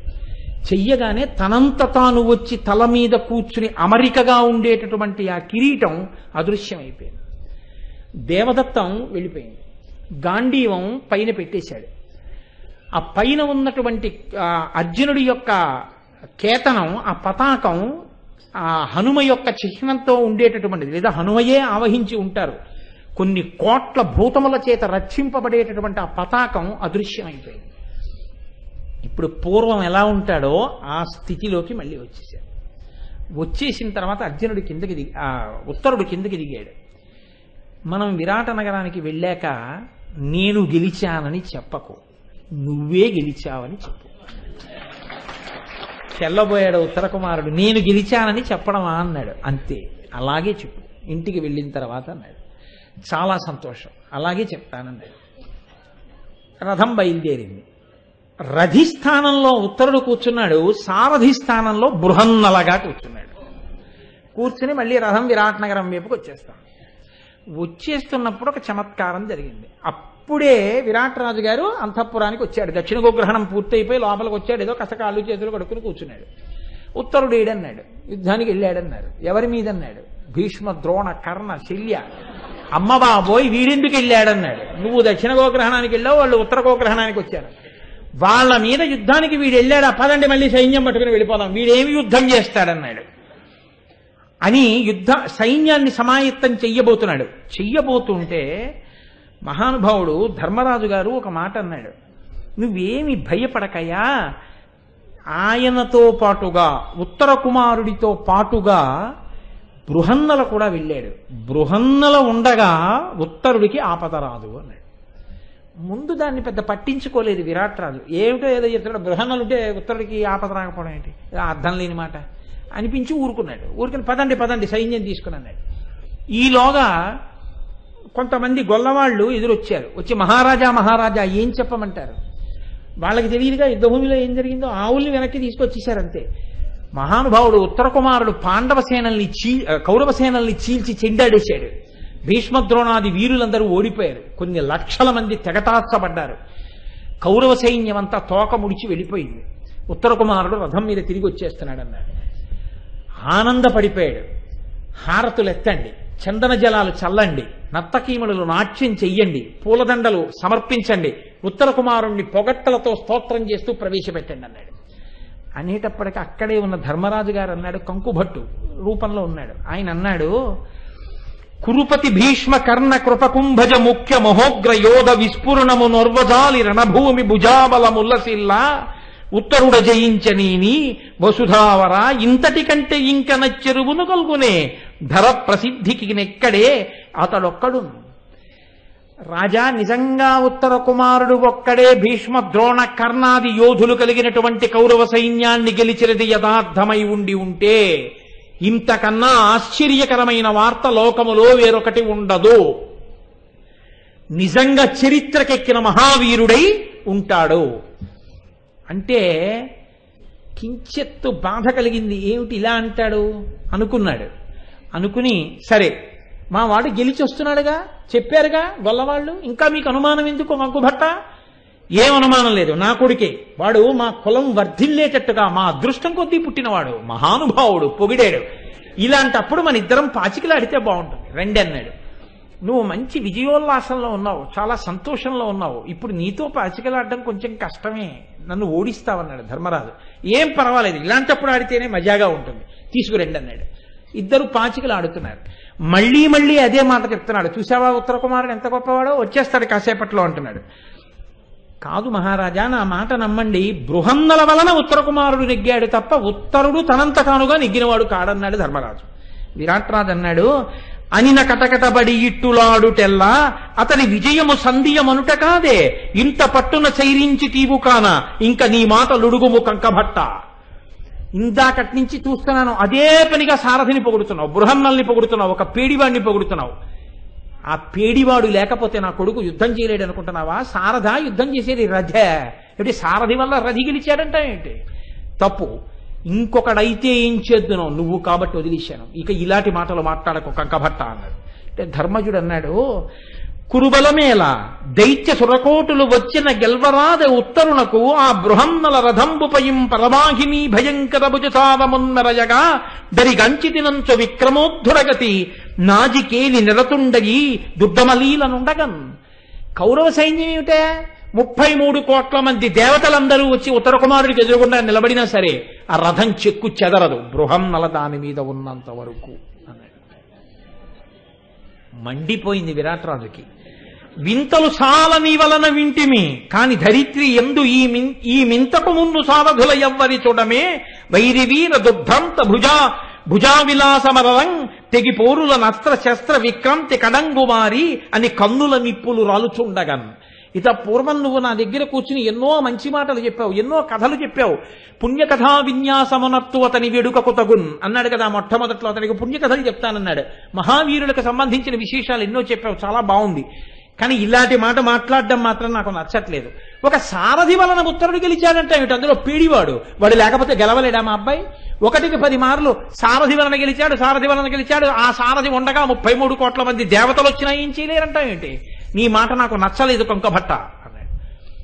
ఊరుకోలేదు ధర్మరాజు. అన్నాడు, ఆమహకేళి వేడుక బృహన్నల చిత్తమునందెలచ్చినన్ సాహస వృత్తి ఉత్తరుని సారథిగా కొనిపోయి కౌరవ వ్యూహమునోర్చి నీ పశుల నొక్కడు దక్కక జుండ సత్వరోత్సాహత తెచ్చి కావలయు తప్పదు నా పలుకట్లు చూడుమి అని అంతట నిలువకయం మనుజేశ్వరు మొగము చూచి మరియును అతడిట్లను పురములోన జూటం వనుపు బృహన్నల జయంబో భవ్య విచార.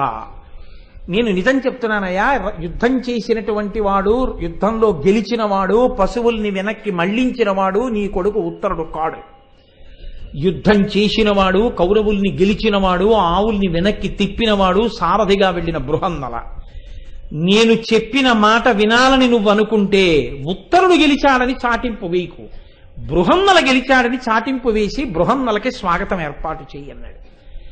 ఈ మాట వినేటప్పటికి ఇంకా విరాట్రాజు కడుపు మండిపోయింది. అనినా రౌద్రరసము మనమున నడరంగా బడగ ఎత్తు సురగపాలు రేఖ నెనయు చేతి సారెగొని వేసపడి పేడి గడన ఎడుగుమన్ననుడుగమనుచు ఒక పేడివాడి వలన నా కొడుకు గెలిచాడంటావా? పైగా పేడివాడికి స్వాగతం చేయమంటావా? ఎంత ధైర్యం నీకు నా కొడుకుకి చేత కాదనడానికి అని చేతిలో ఉన్న పాచికలు తీసి ధర్మరాజు గారి ముఖానికి వేసుకొట్టాడు. ఆ పాచిక ఒకటి వచ్చి ఆయన యొక్క తల మీద తగిలి ఆ నుదుటి నుంచి నెత్తురు బొట్టు కింద పడబోతోంది, ఇలా కారుతోంది. అక్కడే ఉంది ద్రౌపదీదేవి. అక్కడెందుకు ఉండాలి? సుదేశనా మందిరంలో కదా ఉండాలి. అక్కడెందుకు ఉంటుంది రాజుగారు ఆడుకుంటున్న చోట? అంటే వీళ్ళందరూ ఇంత ధైర్యంగా మాట్లాడేస్తున్నారు. అలా ఎందుకుంటున్నారంటే స్వేచ్ఛగా అయిపోయింది అజ్ఞాతవాసం. అక్కడ ఉండవలసిన దానికి ఇక్కడ ఉన్నామే అంటే నేనెవరో నీకు తెలుసా అంటుంది. ఆ ధైర్యం వచ్చేసింది ఇప్పుడు. కాబట్టి ఇప్పుడు ఇంకా భయం లేదు. అందుకని అక్కడ ఉంది ఆవిడ. పైగా ధర్మమే. ఈశ్వరుడు ఎప్పుడూ రక్షణ చేస్తూనే ఉంటాడు. కాపాడాలనుకున్నాడు ద్రౌపదీదేవిని అక్కడ ఉంచాడు. నేను మీకు చెప్తూనే ఉన్నానుగా, ఎప్పుడూ వాళ్ళ ధర్మం కాపాడుతూనే ఉంటుంది. భగవంతుడు వాళ్ళని ఎప్పుడూ రక్షణ చేస్తూనే ఉంటాడు. అయితే ఇందులో ఒక చమత్కారం మీరు గమనించాలి. అర్జునుడిగా వచ్చేస్తే ఏమవుతుంది? పురంలోకి ఏమైనా ఇబ్బందా? అయిపోయిందిగా అజ్ఞాతవాసం. కౌరవులకే కనపడ్డవాడు విరాట్రాజు గారికి ఎందుకు కనపడ్డలాగా? ఎందుకు ఈ ఆటలు, ఎందుకు ఈ హాస్యం ఏమిటి? ఒక్కటే కారణం, వాళ్ళ ధర్మ నిరతి ఎటువంటిదంటే ఎప్పుడు బయటపడాలో చెప్పవలసిన వాడు అన్నగారు. అక్కడ బయటపడ్డాడంటే ఆవుల కోసం, క్షాత్రధర్మం కోసం.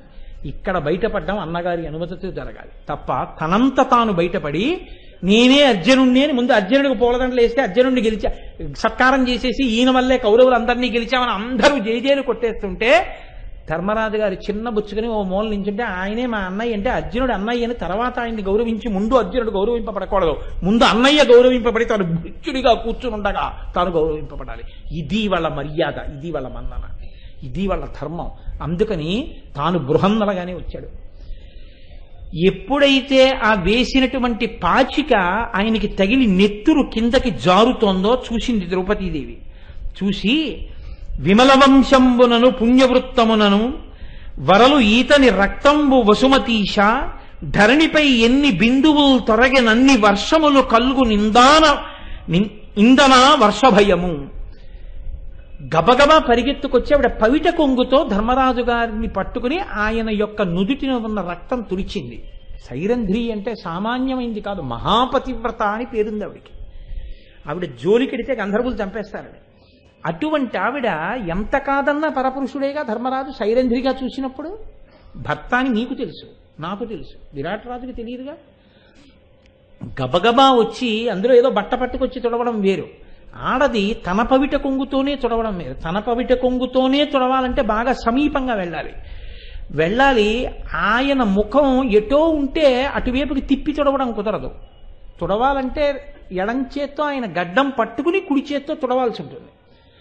అంత సన్నిహితంగా తుడిస్తే విరాట్ రాజు గారి మాట వచ్చింది. ఏం అంత గబగబా వచ్చి నీ చీర పవిట కొంగుతోటే ఆయన రక్తం తుడుస్తున్నావు అన్నాడు. వీళ్ళిద్దరికీ ఏమైనా పూర్వ పరిచయం ఉందా అని. వెంటనే ఆవిడంది, నేను ఎందుకు ఇంత తొందరపడి వచ్చి రక్తం తుడిచానో తెలుసా? పూర్వ పరిచయం అని నువ్వు అనుకుంటున్నావు. ఎందుకు తుడిచానో కారణం చెప్తాను చూడు. విమల వంశంబును పుణ్యవృత్తమునను. విమలమైన వంశంలో పుట్టాడు, గొప్ప చారిత్రం ఉన్నవాడు, నడవడి ఉన్నవాడు. ఇటువంటి మహానుభావుడి యొక్క రక్తపు బొట్లు నేల మీద ఎన్ని పడతాయో అన్ని సంవత్సరములు వర్షములు పడవు. కాబట్టి ఈయన నెత్తుటి బొట్టు నేల మీద పడకూడదు కాబట్టి వెంటనే నా పవిట పెట్టి రక్తాన్ని ఒత్తాను అందావిడ.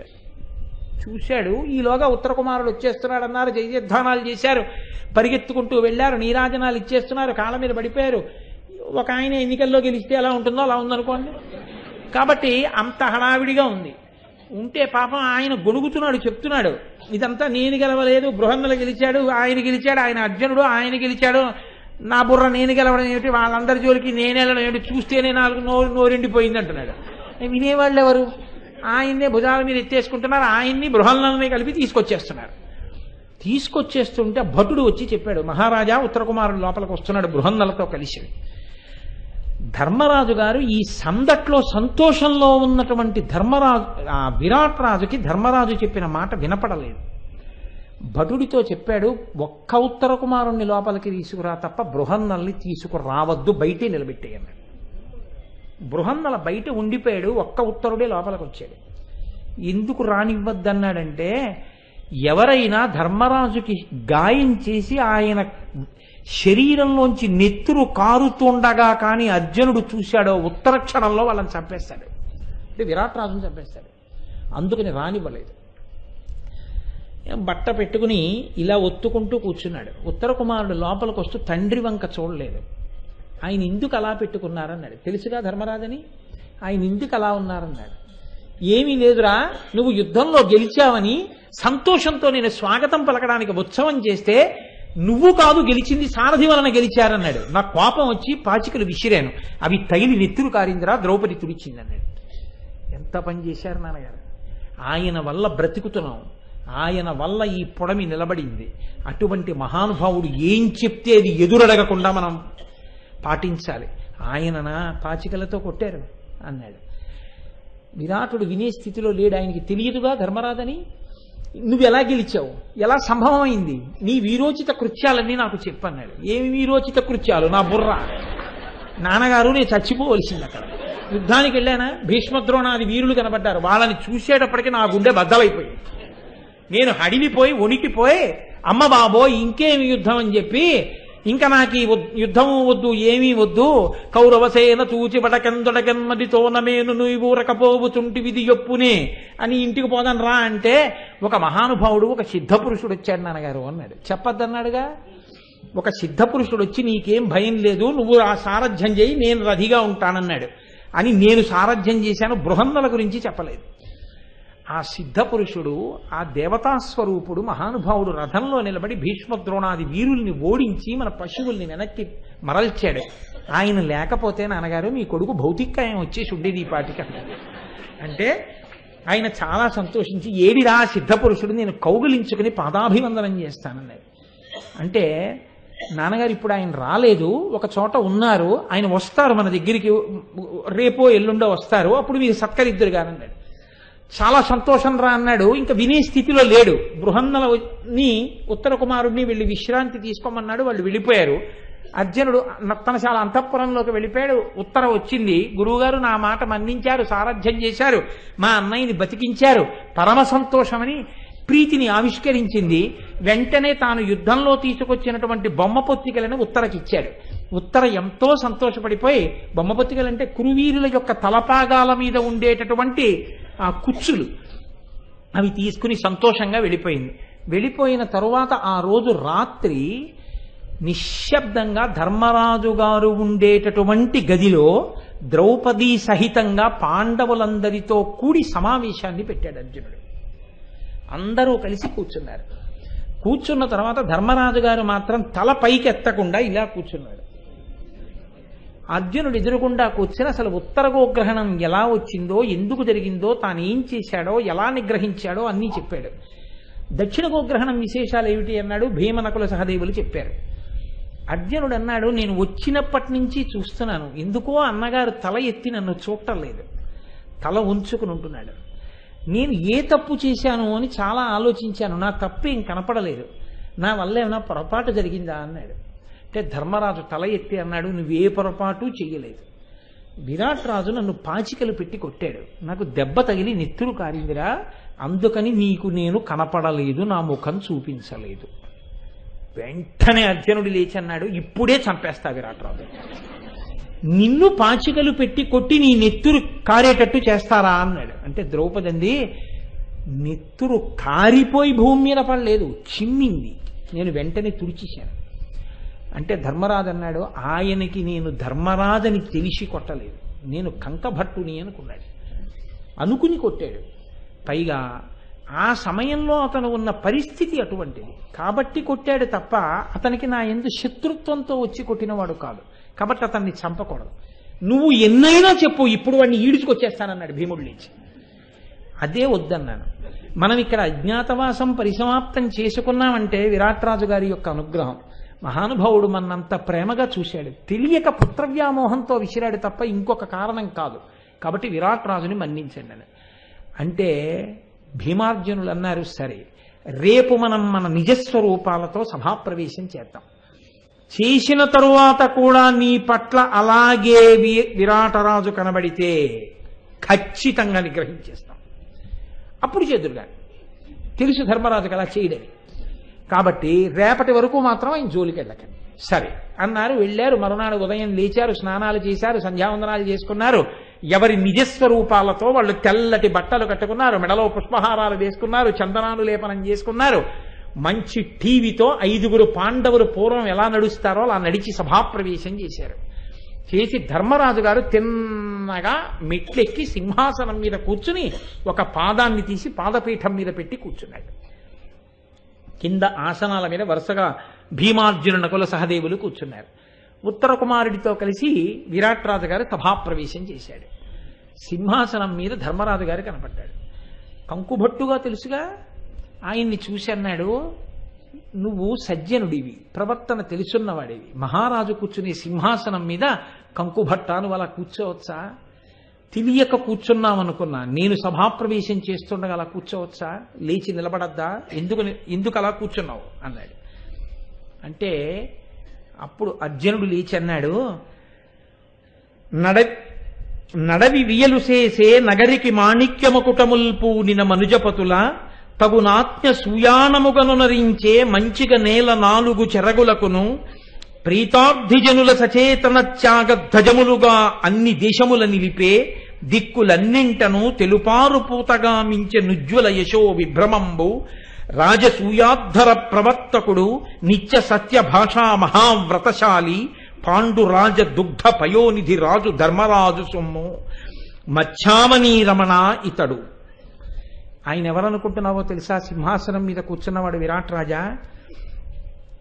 అడదివియలు చేసే నగరి మాణిక్య మకుటముల్పు నిన మనుజపతుల. ఆయన చక్రవర్తిగా సింహాసనం మీద కూర్చుంటే ఆయన రాజ్యంలో ఉండేటటువంటి దీపపు స్తంభాలు ఏమిటో తెలుసా? ఆయన దగ్గర ఉండేటటువంటి సామంతరాజులు ఆయన దర్శనం కోసం ఆయన రాజధానిలో తిరుగుతుంటే వాళ్ళ తలల మీద ఉన్న కిరీటాలలో పొదగబడిన వజ్రముల యొక్క కాంతులు వీధులలో ఉంటే అవి దీపస్తంభాలుగా ఉండేవి. అటువంటి పరిపాలన చేసిన మహానుభావుడు. తగునాజ్ఞ సుయానముగనునరించ మంచిగా నేల 4 చెరగులను. ఈ భూమండలం ఎంత ఉందో అంతవరకు ఆయన ఆజ్ఞయే శాసనం, ఆయన నోటి మాట శాసనంగా పరిపాలన చేసినవాడు. ప్రీతార్థి జనుల సచేతన త్యాగ ధ్వజములుగా అన్ని దేశముల నిలిపే. ఆయన ఎంతమందికి ఎన్ని దానాలు చేశాడంటే, ఈయన దగ్గర దానాలు పొందినటువంటి వాళ్ళందరూ ఈయన యొక్క త్యాగనిరత పతాకాలుగా దేశం నలుమూలలా తిరిగారు. ఈయన దగ్గర దానం పుచ్చుకోని వాడు లేడు. దిక్కులన్నింటను తెలుపారు పూతగా వించే ఉజ్వల యశో విభ్రమంబు. దశ దిశలా ఈయన కీర్తి తెల్లటి నురువుల వ్యాపించినటువంటి వాడు మహానుభావుడు. రాజసూయాద్ధర ప్రవర్తకుడు, రాజసూయాగం చేసినటువంటి వాడు. నిత్య సత్య భాషా మహావ్రతశాలి, నిత్య సత్య భాష వ్రతం కలిగినటువంటి వాడు, ఎన్నడూ అబద్ధమారడు. అజాతశత్రువు, పాండురాజ దుగ్ధ పయోనిధిరాజు ధర్మరాజు సొమ్ము. పాండురాజు అనబడేటటువంటి పాలసముద్రంలోంచి పుట్టినటువంటి చంద్రుడు ఈ ధర్మరాజు. అంతగా భూమండలాన్ని ఏలిన చక్రవర్తి. మాటకి కట్టుబడి అజ్ఞాతవాసాలు చేశాడు. ఈయన ఇంత చిన్న సింహాసనం మీద కూర్చోవడానికి అర్హుడు కాడని నువ్వు అనుకుంటున్నావా అన్నాడు. అనేసరికి ఆ భీముడు లేచి అని తర్వాత తన యొక్క సోదరులైనటువంటి భీమసేనుణ్ణి, నకులుణ్ణి, సహదేవుణ్ణి ఎవరెవరు ఏ పేర్లతో వలలుడుగా, దామగ్రంథిగా, తంత్రీపాలుడిగా ఆ అంతఃపురంలో ఇన్నాళ్లు సేవించి అజ్ఞాతవాసం పూర్తి చేశారో వారిని పరిచయం చేశాడు. ద్రౌపదీదేవి పంచపాండవుల ఇల్లాలు, మహాపతివ్రత, అయోనిజ, యాజ్ఞసేని, అదిగో తల్లి సైరంధ్రి ఆవిడ పట్లనే సింహబలుడు చూడకూడని చూపు చూస్తే 5 గంధర్వులన్న పేరుతో భీమసేనుడు మట్టు పెట్టాడు ఉపకీచకులతో సహా. మేము పాండవులం అన్నాడు. అప్పుడు భీమసేనుడు లేచి అర్జునుణ్ణి పరిచయం చేశాడు. షండరూపమున ప్రచ్ఛన్నుడై వచ్చి కన్నియలకు ఎల్లను నృత్త గీత వాద్య నైపుణ మనవిద్య శిక్షావిధి నలువరించుతూ బృహన్నల అనంగ బరువు నీతండు బీభత్సుండు సుమ్మని చూపి అమ్మచ్చరాజునకు చెప్పి వెండియు బలుకు ఆఖండలు నోడించి ఖాండవమేర్చే ఆ తండు తన్ను గారవించిన నెక్కటి కాలకేయ వర్గముల పరిమార్చె నివాత కవచ సంఘముల నోర్చే గంధర్వ సమితి గెలిచి ధత్త రాష్ట్రగ్రజుని చెరదలగెలితడు. ఈయనే అర్జునుడు. ఇప్పటి వరకు మా నలుగురిని పరిచయం చేశాడే ఆయనే నా తమ్ముడు. ఈయనే మహానుభావుడు ఇంతకాలం బృహన్నలగా పేడి రూపంలో నీ అంతఃపురంలో అంతఃపుర కాంతలకందటికీ నాట్యం నేర్పినటువంటి వాడు. ఈయనే ఇంతకు ముందు భీభత్సుడనేటటువంటి బిరుదు కలిగి నివాత కవచులనేటటువంటి 3 కోట్ల మంది రాక్షసుల్ని, కాలకేయాదులనేటటువంటి కొన్ని లక్షల మంది గంధర్వుల్ని నిగ్రహించిన వాడు. కొన్ని లక్షల మంది గంధర్వులందరూ వచ్చి దుర్యోధనుణ్ణి బంధించి తీసుకెళ్లిపోతుంటే ఆనాడు యుద్ధభూమిలో వాళ్ళని ఓడించి నిగ్రహించి తీసుకొచ్చి దేవేంద్రుడు తీసుకురమ్మన్నాడు, మేము తీసుకెడతామని అడిగితే దేవేంద్రుడి కన్నా నా అన్న గొప్పవాడు, నా అన్న తీసుకురమ్మన్నాడు, ముందు మా అన్నకి చూపించి తీసుకెళ్ళండి అని వెనక్కి తీసుకొచ్చినటువంటి పౌరుష పరాక్రమశాలి. గాంధీవం పట్టుకుంటే ఇన్ని కోట్ల మందిని నిగ్రహించగలిగిన వాడు. నిన్నటికి నిన్న ఉత్తర గోగ్రహణంలో భీష్మ ద్రోణాది వీరులందరినీ నిగ్రహించి పశువుల్ని వెనక్కి తీసుకొచ్చినటువంటి లోకోత్తర వీరుడు నా తమ్ముడు అర్జునుడని పరిచయం చేశాడు. చూశాడు విరాట్రాజు. ఒక్కసారి ఆ పాండవుల వంక, ద్రౌపదీదేవి వంక చూశాడు. పొంగిపోయాడు. మనసులో ఆనందంతో తబ్బిబ్బైపోయాడు. ఏమి నా భాగ్యం, మీ 5గురు ద్రౌపదీదేవి అజ్ఞాతవాస కాలంలో నా అంతఃపురంలో ఏడాది పాటు సేవలు చేస్తూ ఇక్కడ మీ అజ్ఞాతవాసం పూర్తి చేశారా, నేను ధన్యుడనైపోయానన్నాడు. గబగబా తూలిపోతూ మెట్లెక్కాడు. సింహాసనం మీద కూర్చున్న ధర్మరాజు దగ్గరికి వెళ్ళాడు. వినయంబు మిగుల కుంతీ తనయాగ్రజు పాదపీఠ తలమున పాలంబును పొంద జాగి మ్రొక్కి అతని కౌగిలి వడసే సమ్మదము తళుకొత్తన్. గబగబా వెళ్లి 2 చేతులు పైమెట్టు మీద వేసి మోకాళ్లు ఉంచి తన లలాట భాగం నుదురు తగిలేటట్టుగా పాదపీఠం మీద పెట్టుకున్న ధర్మరాజు గారి పాదాలకి తన నుదురు తగిలేటట్టుగా నమస్కారం చేసి అంజలి ఘటించి లేచి నిలబడ్డాడు. ధర్మరాజు ప్రీతితో విరాట్రాజు గారిని కౌగిలించుకున్నాడు. పరమ సంతోషంతో పాండవుల యొక్క అజ్ఞాతవాసం పూర్తయిపోయింది. ఉత్తర గోగ్రహణం పూర్తయిపోయాడు. నేను గట్టున పడిపోయాను. కాబట్టి రేపు అత్యద్భుతమైనటువంటి ఘట్టం.